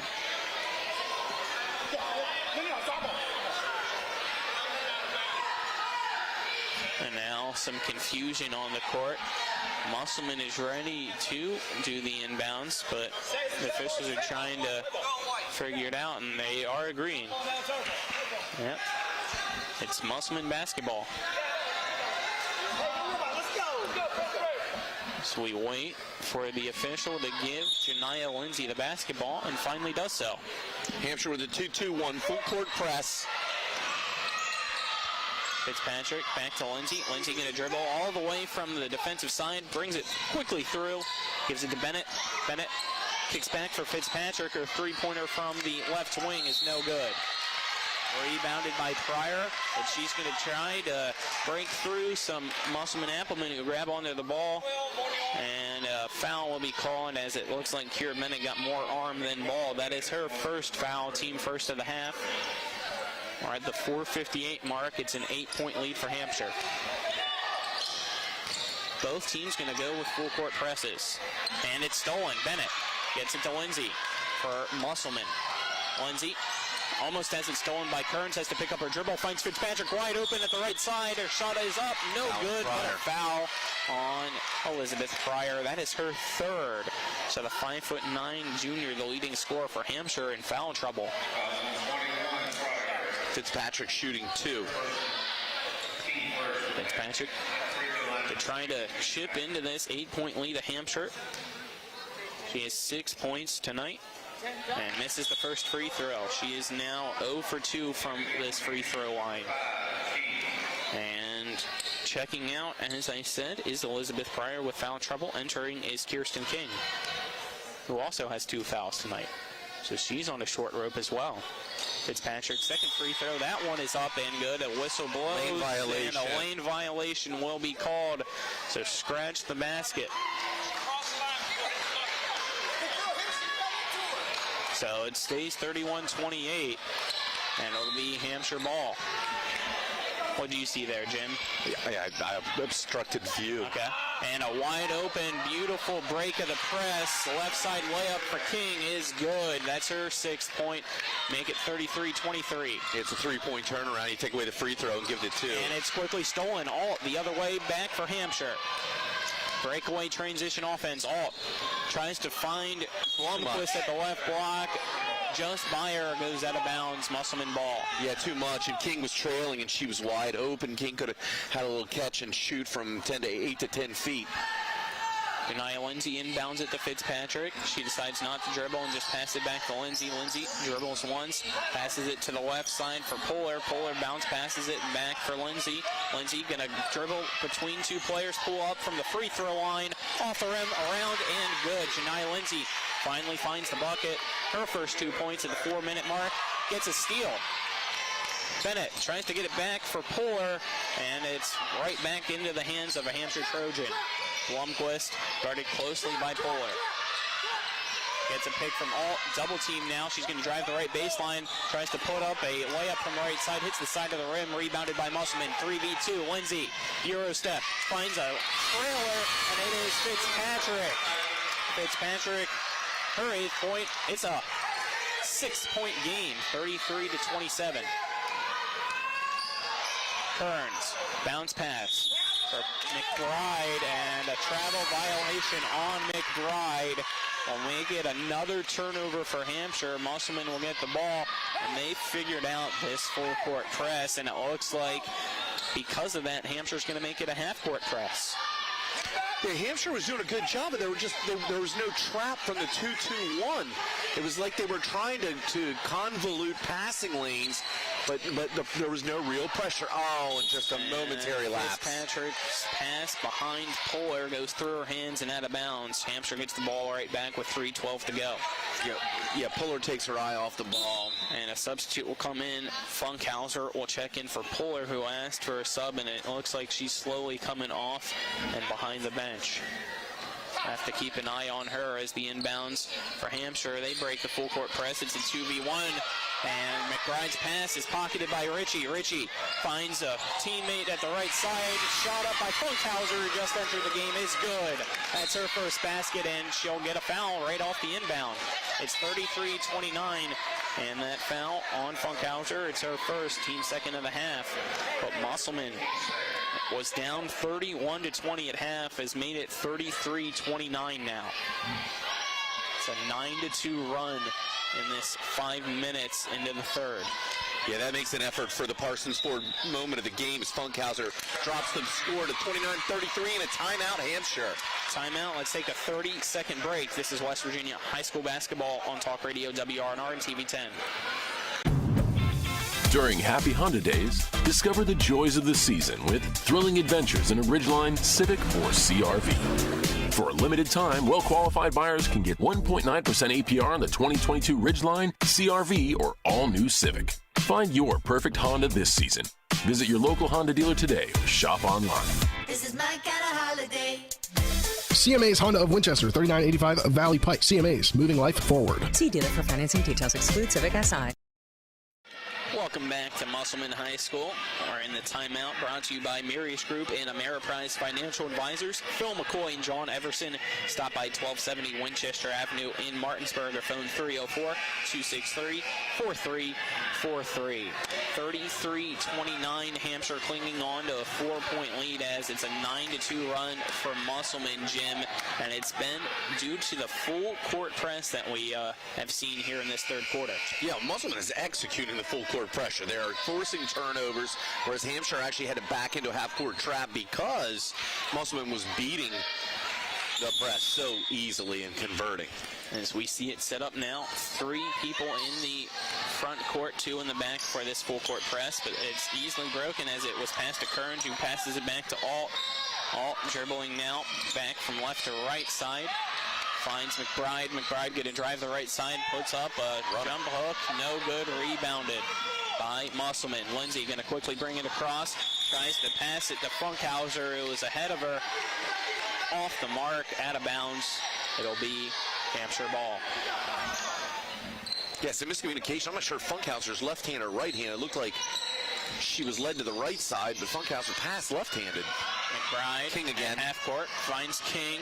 Right side extra layup is good, and the foul. That'll send Kirsten King to the free throw line. The first time at that free throw line as the foul on Kira Bennett. It's her second, team third of the half. Makes it 35-29. And Kirsten King trying to get her 9th point to make it 36-29. Official gives King the ball. Dribbles twice and then once. Her free throw up and right down the middle of the hoop. It is good. That's her 9th point. It's 36-29 Hampshire. Funkhauser dribbles it across the court. And it's Fitzpatrick at the right block. Pump fakes. Pulls the defender and then puts it up and through. Fitzpatrick now in double digits. It's 36-31. King over for Shanholtz. And it's rejected. They called a foul. Serenity Ritchie looks from here to be all ball. I think everybody here inside Musselman High agrees it's set for Hampshire and the officials. I'm in disbelief, so are you, Jim, as that foul goes to Ritchie. I thought that was going to be our rejection of the game easily, and the first free throw for McBride is up and good. We're all human, and I think what happens is you anticipate the contact, so the foul is called with the body, and you just didn't see it. Musselman will call a 30-second timeout. Let's take it with them. This is West Virginia High School basketball on Talk Radio, WRNR, and TV 10. WVU Heart and Vascular Institute offers world-class heart care close to home. Our board-certified physicians are performing groundbreaking procedures using cutting-edge techniques, and that's why we're expanding our services to every corner of our region, so you don't have to travel far to receive the great specialty care you deserve close to home. We're now accepting new patients at all 4 convenient locations in Martinsburg, Hagerstown, Shepherdstown, and Winchester. WVU Heart and Vascular Institute, world-class heart care close to home. Back to Musselman High School as Musselman's timeout concludes. Cora McBride back to the free throw line to shoot the second of her 2 free throws. She made the first to make it 37-31 Hampshire after a very questionable foul call at the right block that went on Serenity Ritchie. Second free throw by McBride is good as well to make it 38-31. It's a 7-point lead for Hampshire. And here's the coach's decision. Pryor comes back in with 3 fouls and 2 minutes to go in the third period. Boy, if she picks up a cheapie, could be a very difficult fourth period. Fitzpatrick finds Bennett. Bennett does not dribble, gets it back to Fitzpatrick, who finds Lindsay. At the left side, she'll cross midcourt. Tries to pass it over to Funkhauser, goes off her leg and back to Lindsay. Lindsay able to recover and keep it away from Kearns, who guards her very closely now. Bennett back over to Lindsay at the top of the arc. Overhead pass for Funkhauser. Bounce passes it down low to the left block. And a little nudge. No, a travel will be called on Kira Bennett. I thought there was a little push on King, King with from our angle, but since the referee was on the opposite end, didn't really see it. I agree with you, Doc. It's a turnover, gives it to Hampshire. And Kearns gets the pass. See, Musselman traps at Blomquist. Good pass. Pryor has it across in the offensive zone. Will drive the right baseline, dribble twice, get it to King. Her shot up from the right block, no good. That's the rejection. And pass goes awry, but Musselman able to recover it off a couple teammates' bodies. Bennett with it now, slightly to the right of the arc.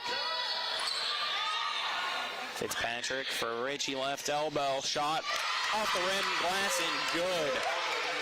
Serenity Ritchie with her second basket. She now has 4 points, makes it 38-33. We're under a minute to go. Kearns breaks the press, finds Pryor, her layup, no good. Rebounded by Fitzpatrick, and A.D. Elliott calling for up-tempo from his team now as it's a 5-point game. Funkhauser, left side, kicks it out. Fitzpatrick, three, no good. Rebounded by King. It goes off her hands, out of bounds. Musselman will get the ball with 39 seconds to go exactly.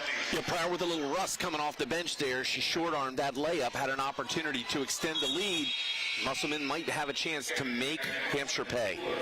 Yeah, they have an opportunity with a basket to make it a one-possession game again. It was 31-20 at the half. The bounce pass stolen by Pryor on the inbounds, and we'll just pass it to Blomquist next to her, and Hampshire slowly brings it across the court. 30 seconds to go. Blomquist finally crosses the line at midcourt, and the off-colored M on the wood. Oh my, it's going to call an offensive foul. Moving King. Screen on Kirsten King. That is her third. So King with 3 and Pryor with 3. 21.9 seconds to go. It is 38-33. Musselman has the ball. Well, so I believe the rule is you have to allow a half step. She has to have room to be able to turn and identify. I mean, this isn't David Weaver in 1995 for the Maryland Terrapins setting picks at the midfield, knocking people unconscious, and she was very tight. She definitely stepped into it. The inbounds to Janiah Lindsay, and that's it. We have an official hold up as the inbounds came, and a technical foul on Hampshire, as I believe they had 6 people still on the court.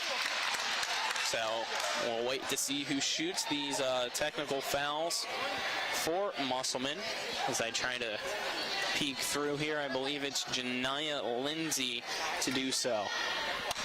Yeah, we got Lindsay at the free throw line. So we wait for the officials to finish their conversation at midcourt as well.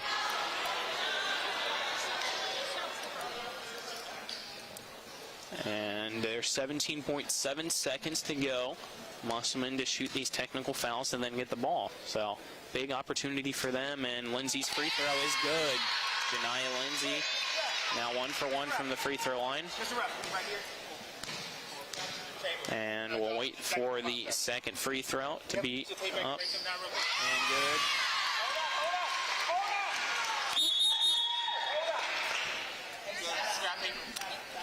The official asking for some scrap paper, trying to help him out as best as we can as the second free throw up and good. Lindsay now has 4 points. It's a 3-point ball game. That's Ashley Orndorff there with the save. Seeing that right here live on TV 10. Wave to your mom. No, she did not. Okay. Colin McLaughlin here alongside me is Jim Klein. And Jim, everybody's seeing the back of your head now too. Not mine. They was. Now, I'm not going to give you a shout out, John, if you just keep zooming in. Why does John keep showing the back? Yeah. Oh, good. With it now. For those of you watching on TV 10, thank you for tuning in as well on Talk Radio WRNR. It's Patrick. Oh, she felt it. Almost had the tie, and it might be a 1-point game. No, Richie shot no good. Horn sounds. It is 38-35 to end the third quarter. But what a third quarter it was for Musselman. We'll talk about it more after this 1-minute break. This is West Virginia High School basketball on Talk Radio WRNR and TV 10.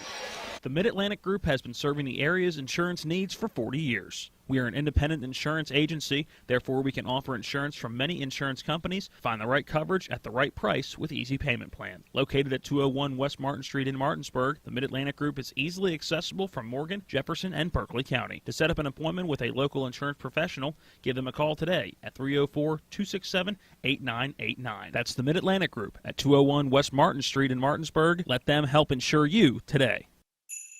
Join Brown Funeral Homes and Cremations for their 12th annual Stockings for Soldiers and Veterans project. From now until December 15th, stop in and pick up a free Christmas stocking to decorate and stuff with Christmas cheer. You can pick up and return those stockings to Brown Funeral Home at 327 West King Street in Martinsburg. They need to be returned by December 15th. A few recommended items for the stockings include protein bars, batteries, jerky, canned fruit, canned hearty soup, prepackaged cookies, and Easy Mac and microwave popcorn.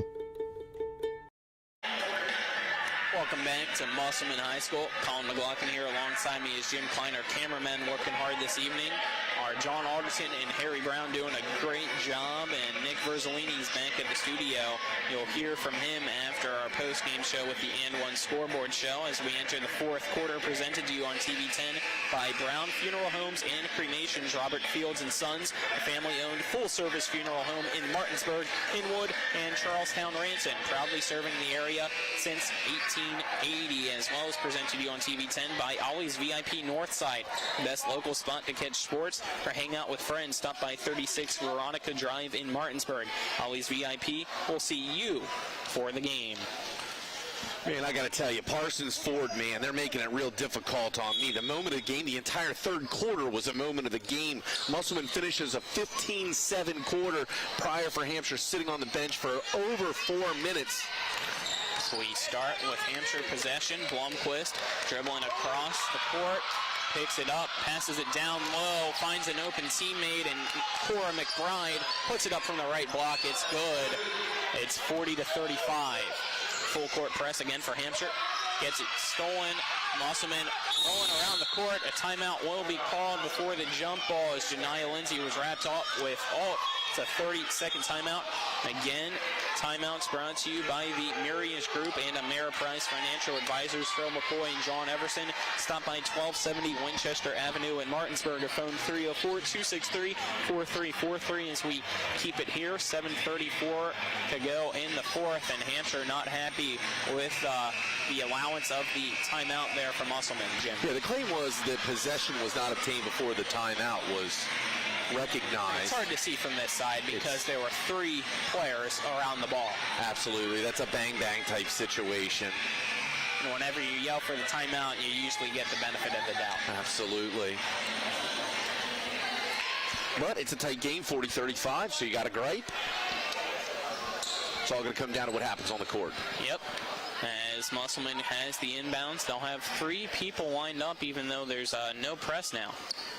So we'll see what they decide to do.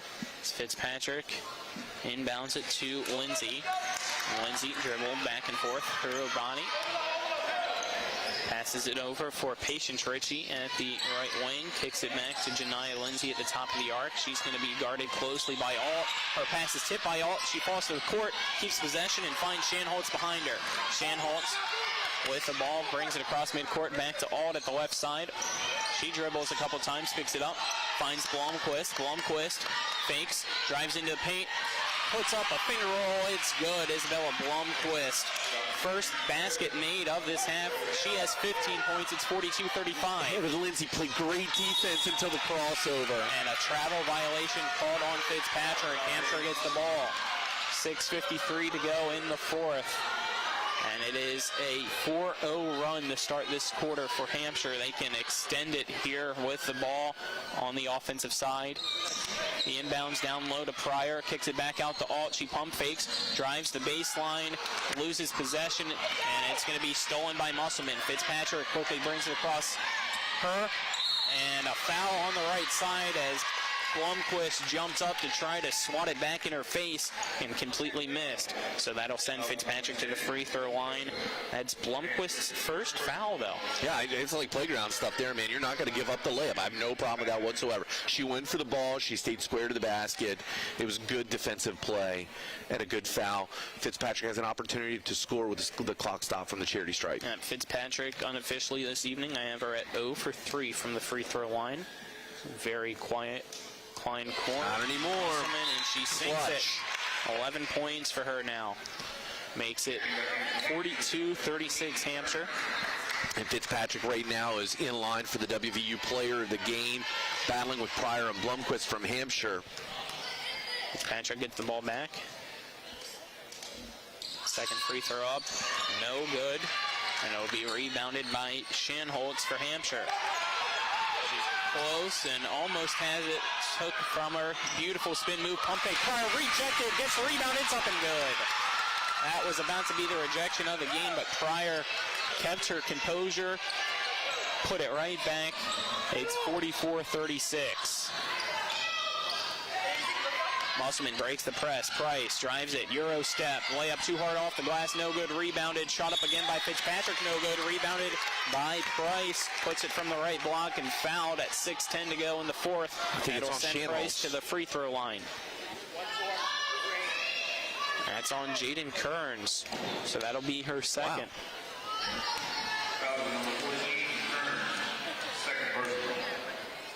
The smallest player on the court was under the basket committing that foul.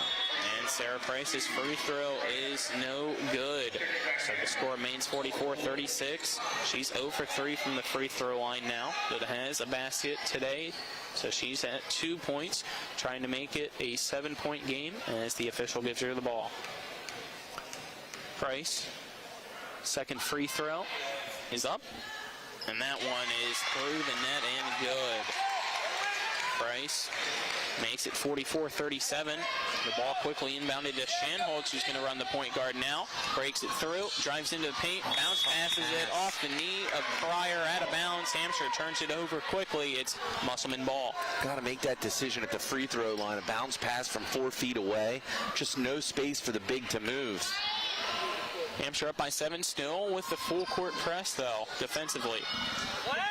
Puller at the left side, going to fake a pass, dribble once, and get it back to Price. Lindsay going to have to quickly bring it across before 10 seconds. Does so. She's at the right side, one-on-one. The layup is good. Janiyah Lindsay with her 6 points makes it 44-39. Musselman with a full court press now, and a moving pick called on Shanholtz, trying to help out Blomquist, and it's going to be Musselman ball. That is Shanholtz's first, and that is the team 5th, so Musselman 2 fouls away from 1-1. Entering the game is Serenity Ritchie. Exiting is Kira Bennett for Musselman. Musselman inbounding it underneath the basket. Lindsay finds a teammate, gets it over to Puller. Back to Lindsay. She pump fakes at the right corner. Going to dribble a couple times. Picks it up. Sets a pick for Ritchie, who she hands it off to. Ritchie passes it to Price. Lindsay from the right corner. Three-pointer. No good. And an over-the-back foul called on Serenity Ritchie with 5:18 to go. So that's the 5th team foul for Musselman. And it is Serenity Ritchie's second.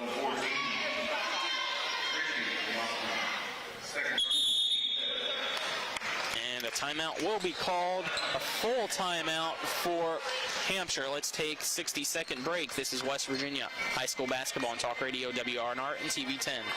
Remember when you were a little kid and saw your first deer? Oh, how cute. As an adult, maybe you've had a different experience. Where'd that come from? Bambi mess up your dream machine? Call Cody's Auto Body today at 304-901-4777 and get the work done right the first time. Cody's Auto Body, 851 Wilston Street in Martinsburg, has a team of auto body professionals with a lifetime of experience putting your ride back together again, regardless of how it got that way. Cody's Auto Body. With 4 new car dealerships and 4 used car dealerships in 3 states, Parsons is the largest used car and fastest growing new car dealer in the tri-state area. Take Parsons Ford with huge savings on hundreds of new Fords, financing from 0%. Parsons' goal of financing for all. And Parsons' famous above-market trade-in allowances that help make Parsons #1 for used cars, too. See why so many won't buy anywhere but Parsons Ford in Martinsburg. We became #1 by making you #1 first. Parsons. Welcome back to Musselman High School. 5:18 to go in the 4th quarter of high school girls basketball. Hampshire leads Musselman 44-39. Yeah, Lindsay with the last bucket with the layup. Musselman needs to play some serious defense right now. Yep, it is make it or break it time for the Lady Applemen to get back and possibly take the lead as a full court press for them. Kearns gets the inbound for Hampshire, floats it over for King, past midcourt. King get a dribble from the left side of the arc to the right block, tries to put up a shot and will be fouled. And that foul will be on Patience Ritchie. That's her 3rd and team 6th. sends Kirsten King to the free throw line. Yeah, Sarah Price asking for an offensive foul. King with a little bit of a clear out, swinging the arm. King's free throw up and good. She now enters double digits on the evening with 10 exactly, makes it 45-39. King, second free throw off the rim, no good, and it'll be rebounded by Musselman, and trying to roll it on the court, going off the foot of Pryor, I believe, and out of bounds. Great play there by Serenity Ritchie, just keep it alive and decide to just roll it off a toe. Yeah, I couldn't see. I had obstructive view. I was actually watching Coach Buckley. She said that Ritchie was standing out of bounds, so I don't know. That was the argument. Lindsay throws it over her head all the way to the opposite side of the court, finds Poehler. Poehler dribbles it across in front of us to the right corner, kicks it out. Lindsay, top of the arc, three, around the rim, no good. Rebounded down low by Poehler. She puts it back up. It's blocked by Elizabeth Pryor, and it's going to go out of bounds. Hampshire ball. 4:45 to go in the fourth quarter. It is 45-39. Trojans lead the Applemen. Yeah, two-possession game. Musselman doesn't need to panic. They take their time, run their offense. They don't need to fire up that three so early in the possession, although I thought Lindsay had a good look. Alt for Hampshire, dribbling it across, back and forth, trying to cross over Poehler, and it's blocked.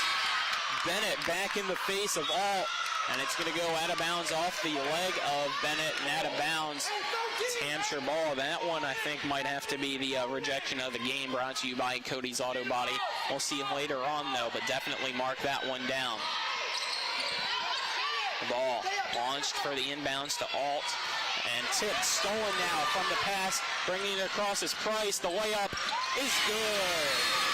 Sarah Price makes it 45-41. It's a 4-point game here at Musselman. Full court press. Blumquist floats it over for King. Breaks midcourt. King pump fakes. Stutter step, no call. And it's going to go back to Blumquist. Right side goes in for the layup. No good. Rebounded at the left block by King. It's on the court. Everybody fighting for it. Jump ball will be called. Under 4 minutes to go. Possession arrow in the favor of Musselman.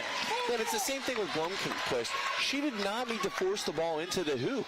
You were winning 45-41, 4 minutes to go. Take your time, set up the offense. Instead, she picks up almost like a panic, like you're playing down 4. Musselman was down 11 at the half. Now down by 4, trying to come back and pick up its first win of the year. Fitzpatrick dribbles with the left hand, passes it. Lindsay at the top of the arc, over for Price. Back to Lindsay, back for Price at the right corner. She's going to dribble, picks it up, guarded very closely by Pryor, has to find some help, does so with Lindsay. She's going to pull up from the right elbow, off the back of the rim, no good, rebounded by Poehler, and she goes up for a shot, no good, but a foul will be called. She was fouled hard and collapsed to the court. Waiting to see who it's on. 3:30 to go. And it's on Hampshire's Isabella Blumquist. That is her second. And they'll send Musselman to the charity stripe. Yeah, Hampshire's so far out of system. They really need to set up and run some type of offense. Pryor, ineffective on offense here in the second half. First free throw. Great shot. Good by Sierra Poehler. That's her first bucket made of this half. She now has 9. It's a 3-point ball game, 45-42. Hampshire clinging on to this lead. Hampshire brings in a ball handling lineup here, a little bit smaller. Second free throw up and through as well. It's a 2-point game. All with it for Hampshire, trying to pass it to Shanholtz. Shanholtz wasn't ready for it, but keeps it from going out of bounds into the Musselman bench. She recovers it, dribbles, tries to get it to Pryor. Pryor loses possession, able to recover it, fighting on the court. Jump ball, and the possession arrow will wait to see who it is. Looks like it's going to stay with Hampshire at 3:18 to go, but a lot of life right now with this Musselman-Appleman team. Yeah, the defense is really what's brought them back into a lot. Full court press. Absolutely. Everything in the backcourt, just forcing it. Hampshire acts like they're panicking when they get the ball across the timeline. The inbounds going to be stolen by Musselman into the hands, and the right back for Kearns. And Kearns getting run into by Price and an injured Musselman player as well, trying to see who it was. It looks like it's Poehler that got hurt as well, and her mom's on the court. What is going on? cannot have a mom enter the court. 3:13 to go. That surprisingly is not the first time that I've seen that at a high school game. It is 45-43. And that foul going to be called on Sarah Price. That is her first. Musselman honestly lucky that there's no technical or anything. Absolutely. It'll be Jaden Kearns to the free throw line to shoot some free throws. It is up and good for Kearns. That's her first free throw made, the first point of the half for her. She now has 4 in total in the game. It's 46-43. Right, still only a one-point game. I'm sorry, one-possession game. One possession. Second free throw up by Kearns is through the hoop and good as well. She now has 5 points, makes it a 4-point game at 47-43. Fitzpatrick dribbles a couple times, gets it to Puller. Puller swings it across to Janiyah Lindsay. Janiyah Lindsay breaks the midcourt line, dribbles to her right. Going to be triple team, kicks it out to Price. Blocked by Pryor. Blocked by Pryor, but a foul will be called on the shot. And that is Pryor's 4th foul. So she only has one more. 3 minutes to go exactly in this 4th quarter. It is 47-43. It'll be Sarah Price to shoot, I believe, 3 free throws. They're trying to figure it out. So one official's confused, trying to check with the other official. And it is 3 free throws now for Sarah Price. Price's first free throw up and good. It is now 47-44. Price has the ball back. Her second free throw is up. Off the back of the rim and no good. So it stays at 47-44. And Lindsay and Puller will switch sides at the free throw lanes. They really want this make to set the press. Shot up. No good. Rebounded by Blomquist. Blomquist with the rebound. I thought Shanholtz was... They were going a little flip pass there. Didn't happen. Blomquist passes it to Auld at the top of the arc. She's going to dribble now. Guarded closely by Puller. Pick it up. Tries to get it to Pryor down low. It's going to be tipped by Bennett. Goes towards the bench of Hampshire. Out of bounds. And it's going to be Hampshire ball. 2:45 to go. The inbounds all the way in the corner in front of the doors here at Musselman High School inside Klein Court. Bounce pass inbounded to Ault. Ault guarded closely by Fitzpatrick. She's going to drive the right side, try to put up a layup, but a foul will be called. It'll look like Fitzpatrick might have got the arms when she was coming up for the layup, and that is Fitzpatrick's first foul, team 8th. Ault shoot a 1-and-1. Or is it 2? I can't remember if they called it on the floor. They called it in the shooting act. So it'll be 2 free throws. She is 1 for 2 today. Make it 1 for 3 as she misses this free throw. And both teams are in the bonus. None to give. They still have a chance to make it a 2-possession game if Hannah Ault can make this free throw. But if she misses it, it's still a 1-possession game. The shot is up. No off good. The front of the rim. No good. Rebounded by Musselman, so it remains a 3-point game. Janiyah Lindsay quickly bringing it across the court. Shanholtz running behind her. She bounce passes it to Fitzpatrick. Back over. Shot 20 foot from the left side. No good. Rebounded.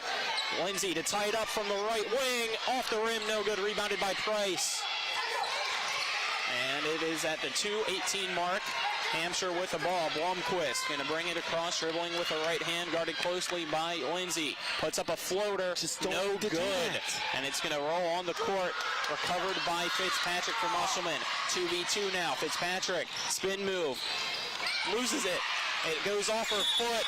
Puller goes in for the steal, and a foul will be called. That's going to send Shanholtz to the line. That foul on Sierra Puller. That's her second, team 9th.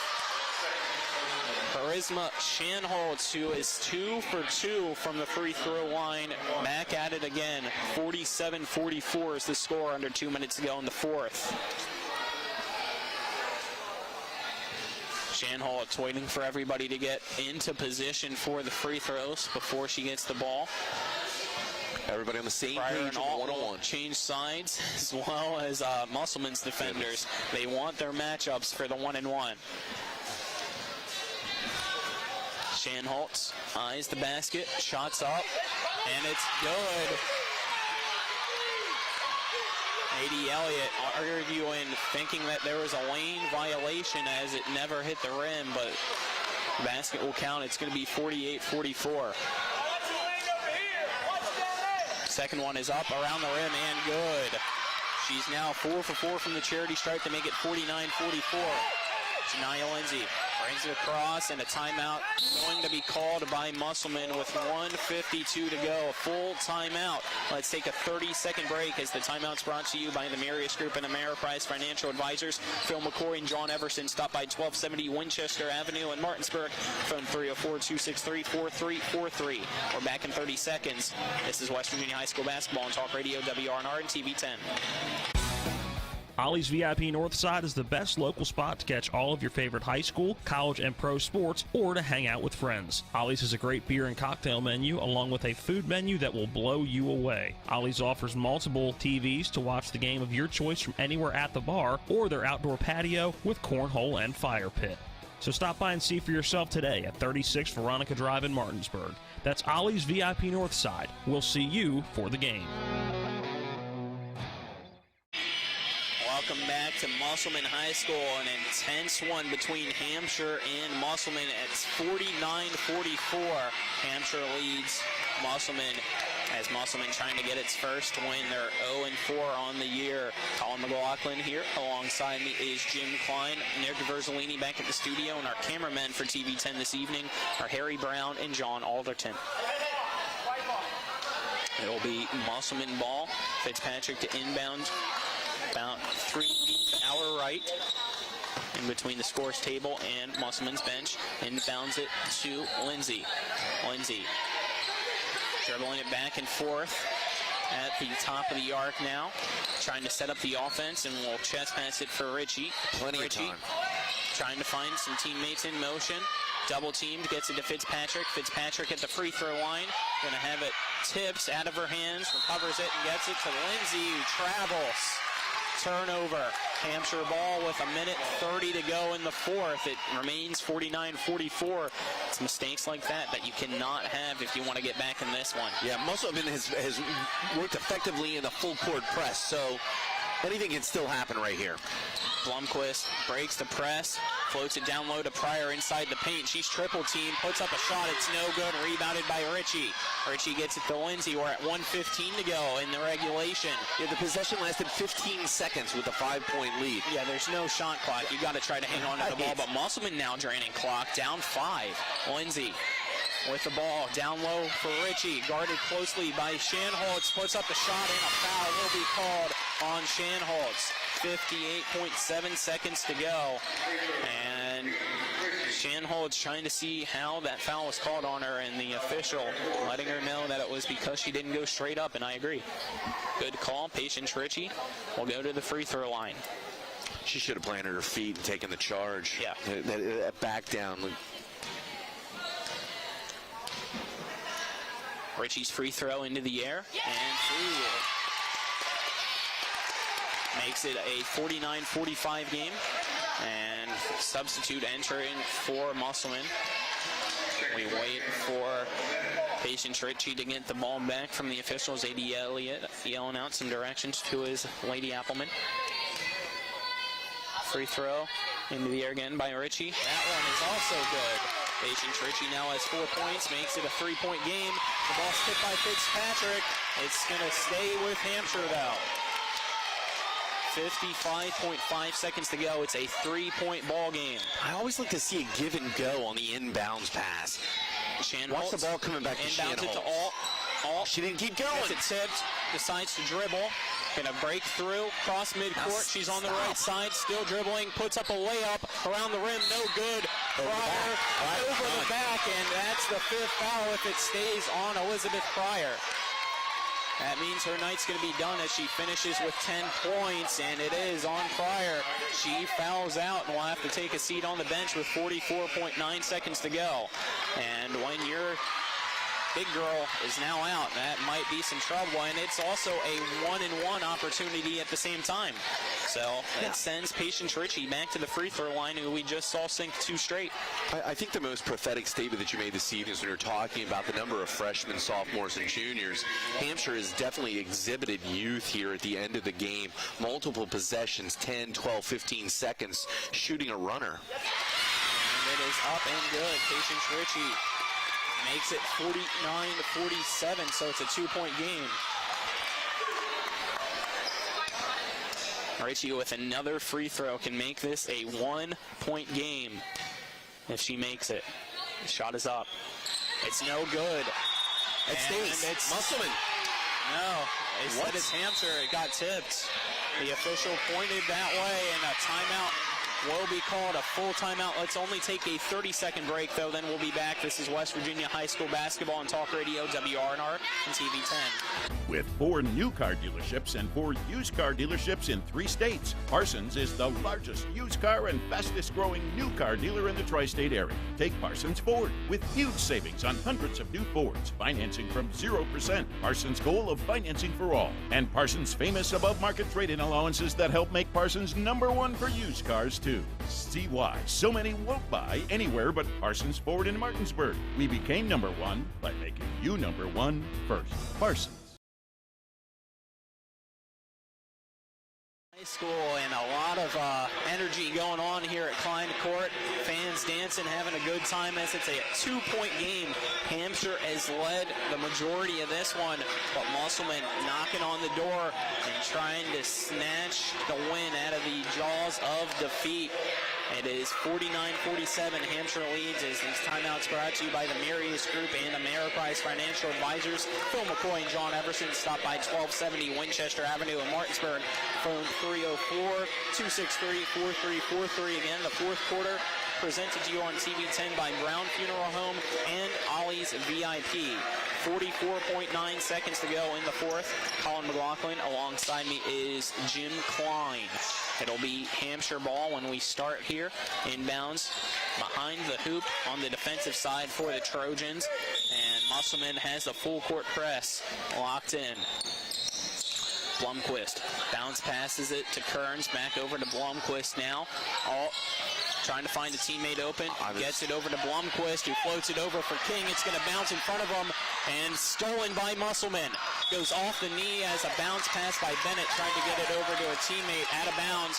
Musselman has the ball, 31.2 seconds to go, and they're going to try to quickly get a substitute in before the inbounds. Checking back in will be Patience Ritchie for the Applemen. Ritchie hit 3 out of 4 free throws to get them in this one-possession game with 31.2 seconds left. Hampshire to go with a full-court press as well. Bennett double-teamed. It's going to go across the court. Puller guarded closely at the right baseline. Tries to bounce pass it to Fitzpatrick. And a travel violation on Hampshire as Blomquist stole it. So it's going to be an inbounds for Musselman underneath its basket. Down by 2, 19.3 seconds to go. This is crucial right now for the Applemen. Lindsay passes it out to Fitzpatrick. She pump fakes, drives in, puts up a floater, and is fouled. Fitzpatrick to the free throw line with 16.6 seconds to go. And that foul going to be on Charisma Shanholz. That is her third. Fitzpatrick has the opportunity to tie it up here and now for Musselman. The first free throw for Caleb Fitzpatrick is up, and it's good. It's a one-point ball game, 49-48. 12 points now for Fitzpatrick. Women's basketball debut. Did you expect the possibility of overtime? That's why we do it on TV 10. Fitzpatrick shot up and good. We're tied up at 49. The ball inbounded to Blomquist. 15 seconds. She's going to bring it across the court. Almost stolen out of her hand. She drives the baseline right. Layup side, no good. Rebounded down low by Blomquist. Again, it's going to go near out of bounds. Down low, Shanholz puts it up. It's good. 3 seconds to go. Hampshire has a 2-point lead. and a timeout called with 1.4 seconds left. Beautiful shot down low by Hampshire to take a 51-49 lead. That was Blomquist, right? Or was that Shanholtz? I got Shanholtz at the putback to go 51-49. Shanholtz now has 6 points and 1.9 seconds on the clock.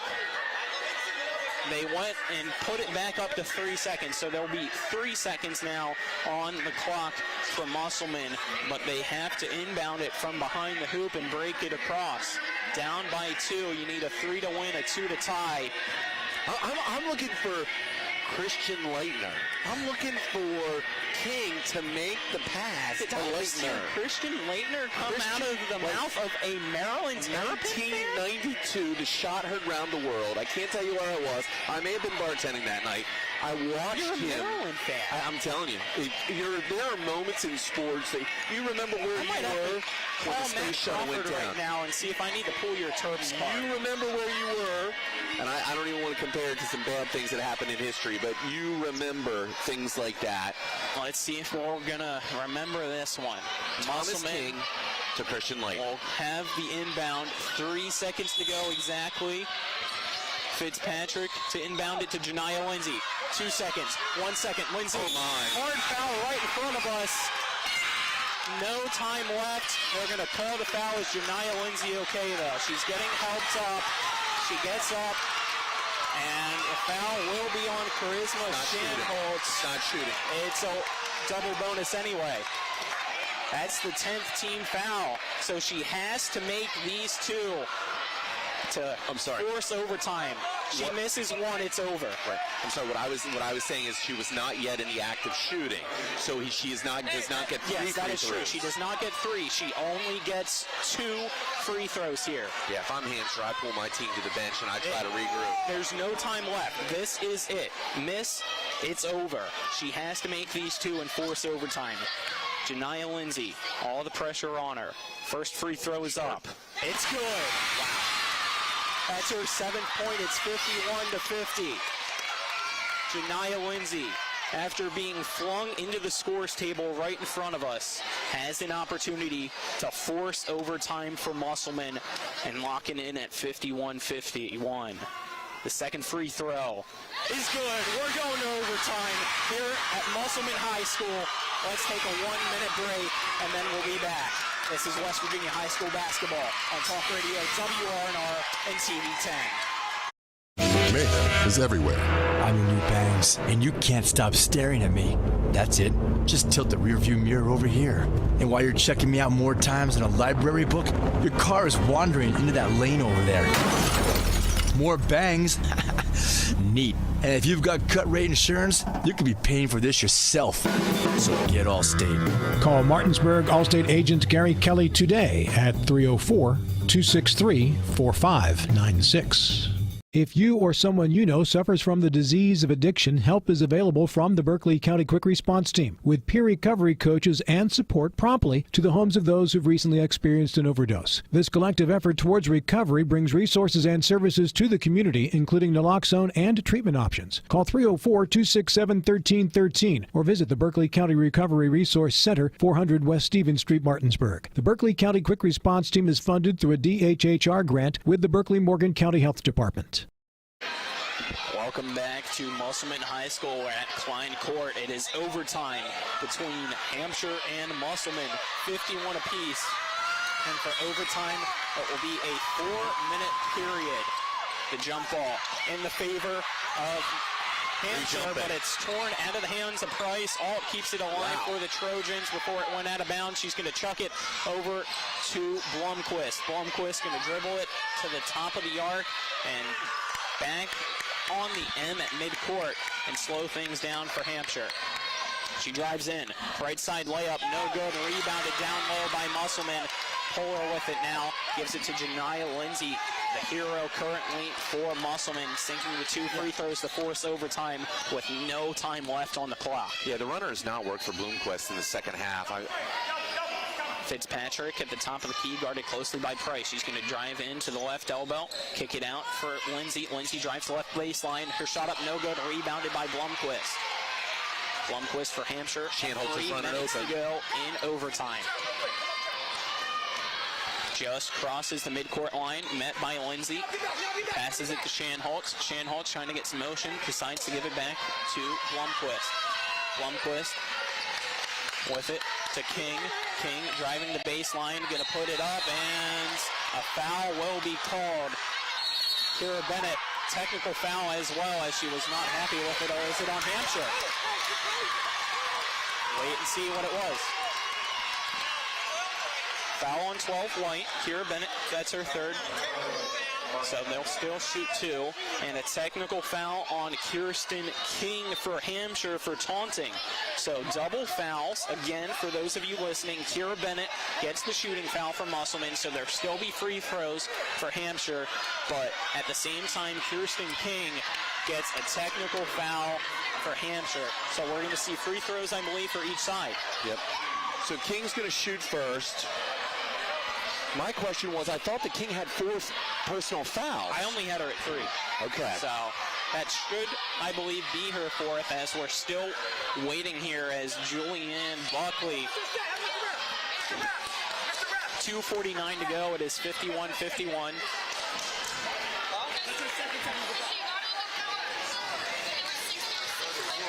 That is correct. Yeah, hold up. If that is her, because she's shooting the free throws too, as she misses the first. But is the sixth player on the court? Yeah, that's a against true the bench? question. Is that still on her exactly, or is that just on the entire bench? As she makes the second one, King with 11 points now makes it 52-51. So the technical foul the other way now will give Janiyah Lindsay the opportunity to sink some free throws for Musselman, as the Applemen will also get the possession afterwards. Yeah, I've been watching high school basketball since the mid-'80s. I've never seen anything like this. I mean, this is just unbelievable. Janiyah Lindsay's free throw off the front of the rim and no good. It's all good. She's got to shake it off. Short-term memory loss right now. Put the game back to tied. Janiyah Lindsay for Musselman, second free throw. Makes this one, we're tied back up. And now it should be Musselman's ball. It's 52-52. Musselman will be inbounding it on the opposite end at midcourt. It'll be Fitzpatrick to do so.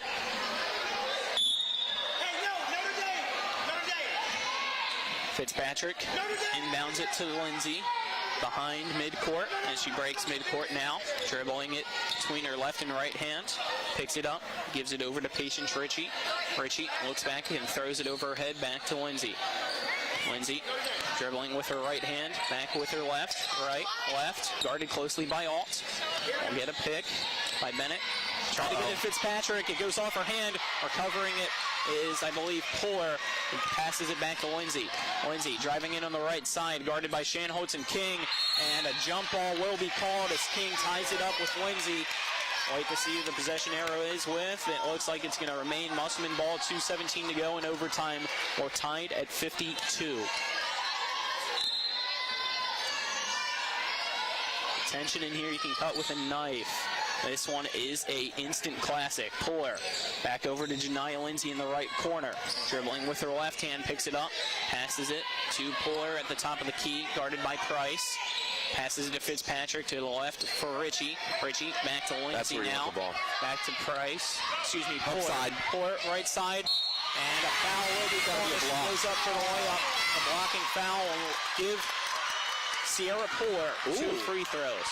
Called the foul on Bloomquist, just like the other side. It looked like Bloomquist had all the ball. I thought the foul was on 14. It looked to me like she undercut her with the body. That's Bloomquist's third foul, and Musselman can take the lead. That's something that we have not seen. I don't know if at all this game or just since the first quarter. I don't think at all, because it was an 8-0 run to start for Hampshire. So this would be the first time, if my memory suits me correctly, if they make this free throw. She missed the first. Way to jinx him. We'll see. Second free throw up. And no good. There you go. Sorry. Thank you, Sports Doctor. There's no such thing as an announcer's jinx. Shanholtz. Don't need to force it. She loses possession, goes out of bounds. This official saying that it stays with Hampshire. I don't know why he's the one calling it and not the one that was closest to the play, but I guess his view was obstructed. Absolutely. I saw that as Musselman's ball all the way. I saw it as Musselman ball as well, but got to go with the official call. Can't complain. Blomquist gets the inbounds for Hampshire. Minute 43 to go. Shanholt sets a pick for Blomquist. Tries to get it to King. It's swatted out of bounds by Lindsay. It'll be an inbounds for Hampshire.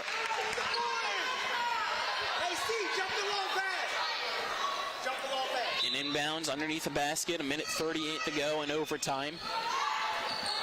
Lindsay guarding closely. Blomquist in a 5-second violation. Turnover, Hampshire, Musselman ball. We've seen everything tonight now.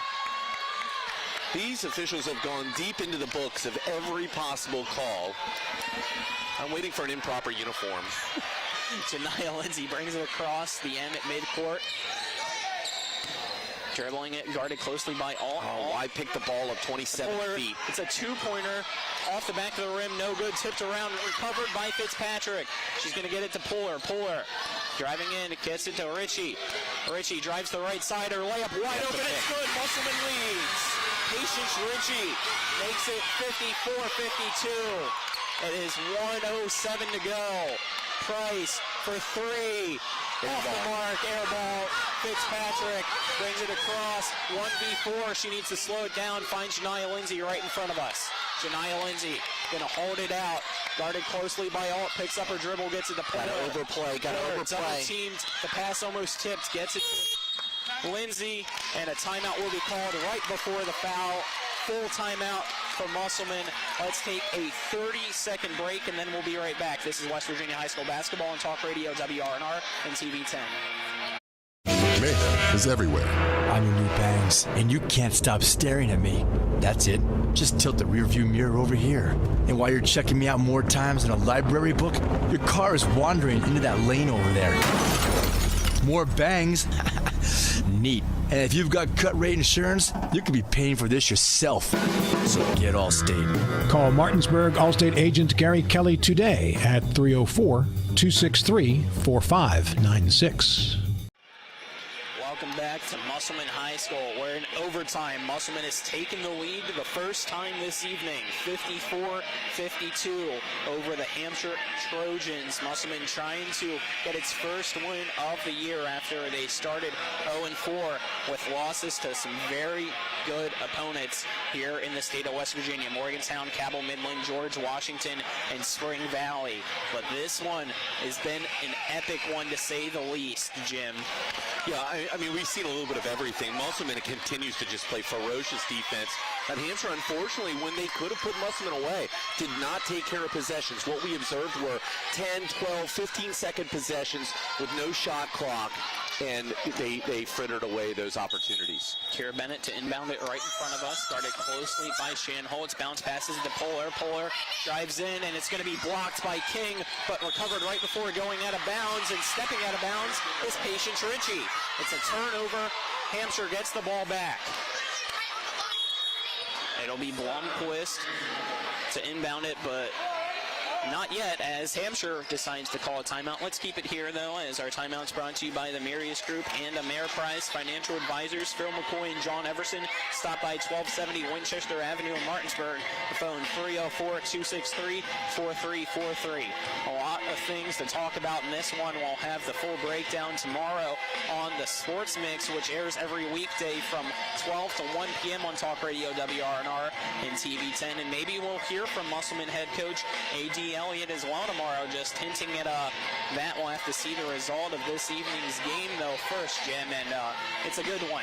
If he can still talk, I mean, he might not have a voice tomorrow. That's true, too. We'll have to wait and see. Is Musselman already back on the court and ready to go? There's still 20 or so seconds to go in this timeout as we have to wait for Hampshire, who was up 31-20 at the half, and then Musselman made it a three-point game in the third at 38-35 and tied things up with two clutch free throws by Janiyah Lindsay. Time had expired on the clock. It was 51-49. She had to make two to tie it up and force overtime, and she did so. Yeah, 26-13 is the lead that I had for Hampshire when Musselman went on a 7-5 run to go into halftime. And it just felt like Musselman just kept chipping away. And right now, momentum is a fickle beast. If Hampshire can get the ball up the court, you just don't know who has the ability to take this game right now. 40.8 seconds to go. Musselman up by 2. The inbound to Alt. It's tipped. Alt stumbles, keeps it alive. The ball tipped around. I can't see who has it. It looks like Shanholtz does for Hampshire. She has to break the midcourt line. Hasn't done so yet. Is there going to be a 10-second? No. Turnover instead as Shanholt's pass goes over the arms, outstretched from Hannah Alt. Turnover, Musselman ball. 26.3 seconds to go. The Applemen inbounded on the defensive side, and this full court press going to be quickly open, but wide open is Kira Bennett here on this side. Shanholtz finally sees her, picks her up, inbounded to Patience Ritchie, guarded closely by King, gets it to Denia Lindsay, and she'll be fouled immediately with 22.5 seconds to go, and that is on Hannah Alt. That's only her first, though, so a smart foul by her, and it still sends Denia Lindsay to the free throw line as the free throws, I believe, from the fourth quarter carry over. So it's a double bonus now for Musselman still. 54-52, Musselman leads. Denia Lindsay sinks it. That's her 10th point, makes it a 3-point ball game.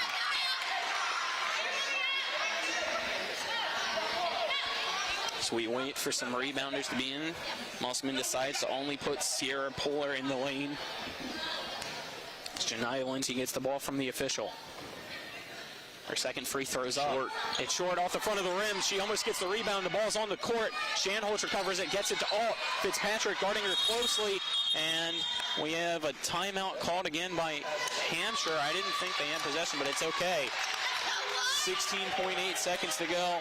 It's only a 30-second timeout. Let's keep it here because we don't want to miss anything in overtime, Jim. It's 55-52, so still a one-possession game. But Hampshire has only scored 21 points since halftime. Yeah, Hampshire really got away from their game plan. In the first half, they got set shots. Musselman was a little tight in the zone. They worked the ball into Pryor, and everything just sort of dismantled from that point on. Pryor ended up in foul trouble. She sat out for over 4 minutes in the third quarter. Hampshire, instead of running an offense, started taking lots of runners and errant shots underneath the basket. So it's just a very difficult situation. And Musselman has showed great poise in coming back like this.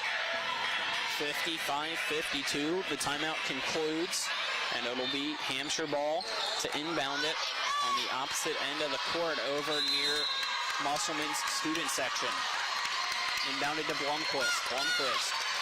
Guarded by Lindsay. She needs a pick. 10 seconds to go now. Blomquist realizes it, tries to pick up the pace. She's in the right corner, drives the baseline, puts up a two. It's no good. Off the hands of Price. Musselman ball, 5 seconds to go. Musselman up by 3.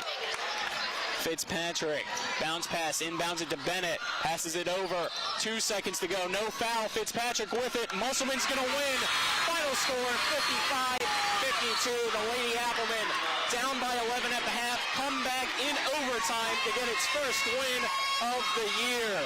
Let's take a 2-minute break and then we'll talk more about it on the post-game show. Again, the final score, 55-52 Musselman. This is West Virginia High School basketball on Talk Radio WRNR and TV 10. If you or someone you know suffers from the disease of addiction, help is available from the Berkeley County Quick Response Team with peer recovery coaches and support promptly to the homes of those who've recently experienced an overdose. This collective effort towards recovery brings resources and services to the community, including naloxone and treatment options. Call 304-267-1313 or visit the Berkeley County Recovery Resource Center, 400 West Stevens Street, Martinsburg. The Berkeley County Quick Response Team is funded through a DHHR grant with the Berkeley-Morgan County Health Department. Home helpers of the Eastern Panhandle, making life easier for you, your family, and especially your loved ones that need their care. They are locally owned and searching for smiling faces to hire so that your loved one can stay in their home where they are the happiest. Call 304-433-8000 or visit homehelpershomecare.com/panhandle. Or you can visit them at 3192 Winchester Avenue right here in Martinsburg. Each office is independently owned and operated.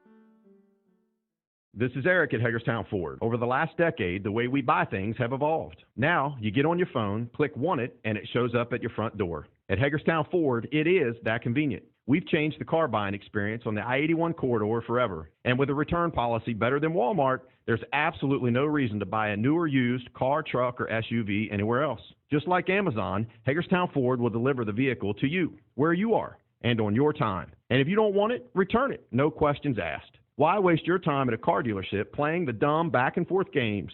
Besides, we hate it more than you do. I assure you, no dealership from Winchester, Virginia to Washington, D.C. will beat our price. No dealership from Chambersburg, Pennsylvania to Baltimore, Maryland will beat our price. And no other dealership will allow you to return it if you don't want it. Hagerstown Ford absolutely provides the best experience at the best price. Visit HagerstownFord.com to schedule your VIP experience. Click on the vehicle you want and get your new ride delivered to you at no risk. See dealer for details.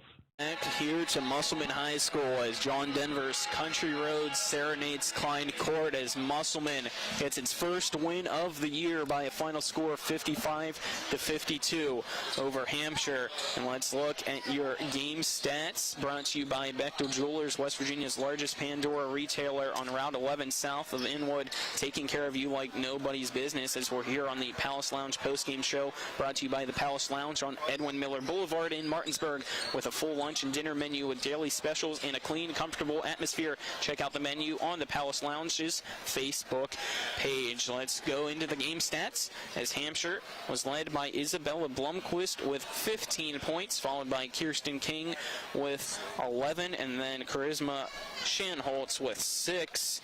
I have Jaden Kearns with 5, Elizabeth Pryor with 10 points as well, so 3 people in double digits for them. McBride had 4, trying to see who I'm missing. It looks like Hannah Alt had 1, and that's all your scores for the Hampshire Trojans to total up 52 points. As for Musselman, the winning team with 55 points, the leading scorer for them was Kayla Fitzpatrick with 13 total points, followed closely behind Janiyah Lindsay as well as Sierra Puller, each with 10 points. Patience Ritchie had 7, Sarah Price had 6, Serenity Ritchie had 4, and then 2 points each for Kira Bennett and Elena Funkhauser, and that was a fun one. Haven't seen an overtime game in quite a while, Jim, and Musselman's fans got loud and helped them out to this epic win. Yeah, I like everybody watching, whether or not listening on the radio, watching on TV, or here you know, at Klein Court, you got to see an amazing game with an incredible outcome. Every time you come to Musselman, it feels like something special happens, and we certainly got to see something special tonight. Yeah, before we go into your awards, let's take our final 2-minute break, and then we'll be right back. This is West Virginia High School basketball on Talk Radio WRNR and TV 10. The Palace Lounge in Martinsburg has a brand new list of daily specials. Monday, stop on in for burger night or enjoy a nice juicy steak every Tuesday and Wednesday. The Palace Lounge also offers freshly steamed shrimp Thursdays and chef specials every Friday and Saturday. Sunday is all-day breakfast and there are drink specials daily too. So come enjoy the Palace Lounge. You can find them on Facebook or call 304-267-7520. The Palace Lounge is located at 1350 Edwin Miller Boulevard. Has she been naughty and has she been nice? That can be a dilemma. What do you do when the woman you love is both naughty and nice? Hi, I'm Lori from Bechtel Jewelers. Think about it. Santa Claus makes his list, he checks it twice. And what is he looking for? Well, according to the song, he's making a list and checking it twice, gonna find out who's naughty and nice. Friends, did you catch that? He's gonna find out who's naughty and nice. Both. Not just one. I think what that song is actually telling us is that if you're naughty and nice, now this depends on interpretation, I know, but if you're naughty and nice, well, that's even better. At Bechtel Jewelers, here's what we suggest. If she's been naughty and nice, come see us. Why? Well, Santa will be proud of you for understanding what he really meant in that song. And you want her to know that her behavior throughout the year has not gone unnoticed, not by Santa and not by you. Come see us at Bechtel Jewelers, Route 11 South in Inwood. Nice work, gentlemen. At the Berkeley County Health Department, our motto is Prevent, Promote, Protect. Since 1935, our mission has been to provide clinical and environmental services to protect the health of the general public. We're committed to building public health in our community by offering a wide range of services, including blood pressure screening, breast and cervical screening, family planning, counseling, lab testing, and more. We perform health inspections to make sure the restaurants you visit are clean, and we prepare and coordinate plans to respond to all hazards. The Berkeley County Health Department, 122 Waverly Court, Martinsburg. McLaughlin here. Alongside me is Jim Klein. Musselman improves to 1-4. Hampshire falls to 1-3 after a comeback victory in overtime for Musselman, 55-52. We're here on the Palace Lounge post-game show.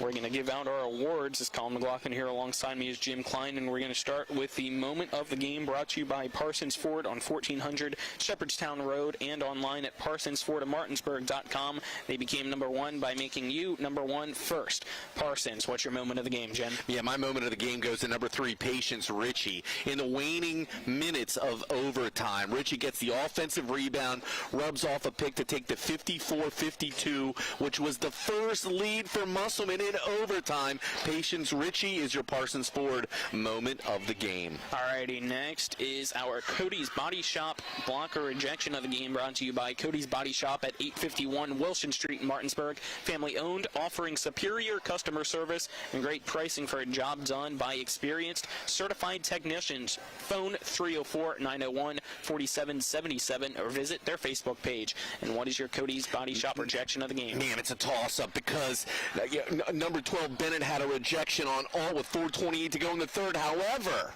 I'm going to come back to 1:38 left to go in overtime. Janiah Lindsay with the block underneath the basket. She takes the ball away from Alt, which ultimately leads to the first lead of the game. Janiah Lindsay with the rejection of the game. 1 minute, 38 seconds left in overtime. And our final award this evening is the WVU Player of the Game, brought to you by WVU Medicine, Berkeley and Jefferson Medical Centers, leading healthcare here and everywhere. And I know it's a tough one because there are a lot of players who stepped up for Musselman in this comeback, but who are you going to give it to? Yeah, Fitzpatrick played outstanding. You know, I'd be remiss not to mention her. I thought Puller had a great game. My moment of the game comes to, it's got to be, my player of the game's got to come to Janiah Lindsay. She made the 2 free throws after the blocking foul to push the game to overtime. She also made a free throw to push the lead to 55-52, which put Hampshire in a situation where they had to shoot a 3 to have a chance to tie the game in overtime. Janiah Lindsay is your WVU Medicine player of the game.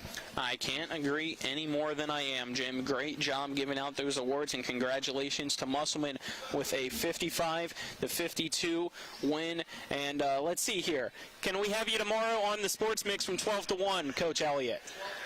12 to 1, what time are you available? More towards 1 probably, yeah. More towards 1, so 12:45 work? Yeah, I can make that work. All righty, let's do it. So you heard it here first, guys. Congratulations, Coach Elliott. 12:45 tomorrow on the Sports Mix with myself, Spencer Dupuis, and Nick Verzolini. We will have the victorious Musselman head coach, A.D. Elliott. That wraps things up here from Klein Court. The final score, Musselman 55, Hampshire 52. For Nick Verzolini, Harry Brown, John Alderton, and Jim Klein, I'm Colin McLaughlin, signing off. Till next time, have a good night, everyone. Hi, I'm Annette McDonald, and I am the designer at Orsini's in Martinsburg, West Virginia. We welcome you into our store to show you a complete line of what we do here. We design your cabinetry, quartz countertops, granite countertops, hardware, anything for the full remodel of your kitchen and your home needs. We also do bathrooms, and we have flooring available too. We make sure that your project with Orsini's is the best in the market. Welcome to Orsini's. Orsini's.com. At the Berkeley County Health Department, our motto is prevent, promote, protect. Since 1935, our mission has been to provide clinical and environmental services to protect the health of the general public. We're committed to building public health in our community by offering a wide range of services, including blood pressure screening, breast and cervical screening, family planning, counseling, lab testing, and more. We perform health inspections to make sure the restaurants you visit are clean, and we prepare and coordinate plans to respond to all hazards. The Berkeley County Health Department, 122 Waverly Court, Martinsburg. Remember that last trip to the auto mechanic? I also think your solenoid gasket is bad.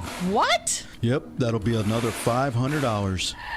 Forget that and go to D&N Auto Specialist at 230 Tavern Road, Martinsburg, where honesty is their best policy. Serving the Eastern Panhandle since 1974, D&N Auto is family-owned and operated, specializing in exhaust alignments and tires. From general maintenance to major overhauls, they'll treat you right. Call D&N Auto Specialist at 304-267-4078. Welcome into the And One scoreboard show as the Musselman girls getting the win tonight over Hampshire, their first win of the season in overtime.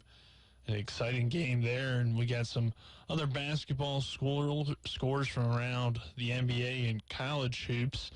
No high school scores reported so far tonight. So in the NBA, the Cleveland Cavaliers beating up on the Houston Rockets 107-77 in the fourth quarter. The Atlanta Hawks lead the Orlando Magic 109-88. Miami Heat leading the 76ers 93-86 in the fourth quarter. Lakers trailing the Mavs in the early third 54-49. Also in the third quarter, the Milwaukee Bucks hanging on to a 5-point lead over the Indiana Pacers 58-53. The Oklahoma City Thunder leading in the third quarter against the New Orleans Pelicans 51-45. In the second quarter, the Charlotte Hornets with a 16-point lead over the San Antonio Spurs at 49-33. As we mentioned, the Wizards will be on tonight at 10 p.m. against the Sacramento Kings. Washington looking for a victory. The Wizards sitting at 15-13 on the season. Sacramento 11-17. NCAA men's basketball.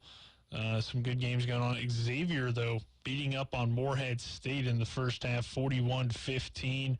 Arizona leading early, 6-5 over Northern Colorado. And USC leads UC Irvine 4-2. Marshall men's basketball losing tonight to Ohio by a score, I want to say it was 75-65. The Herd losing 75-65 tonight to Ohio. The Bobcats getting that win, despite Obini and Shelley Killen with 18 points and 9 rebounds along with 3 steals. Ohio defeats the Thundering Herd. WVU not in action tonight. The Mountaineers will be in action on Saturday. The Herd women getting a win over Alderson Broadus tonight, though, and some NCAA women's scores for you. Real quick before we wrap things up, South Carolina, number 1 team in the country, beating Duke 55-46. South Florida beating Stetson University 69-50. LSU crushes Alcorn State 100-36. Ohio State over Alabama State 97-51. And UNC will be in action tonight against Jacksonville, along with UC Davis taking on Stanford. So that does it for the And One scoreboard show. And once again, your final score tonight from Musselman High School, the Musselman Applemen getting the win in overtime over Hampshire and their first win of the season. So that does it for me. I'm Nick Verzolini, wrapping things up from the studio.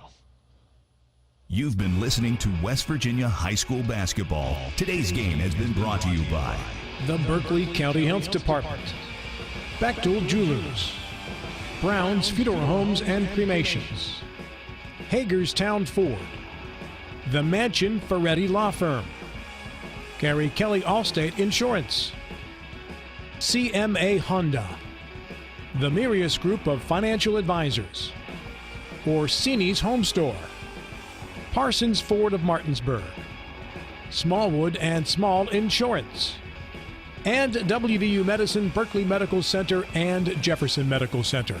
For the continued excitement of high school, college, and NBA basketball, keep it tuned to Talk Radio WRNR Martinsburg.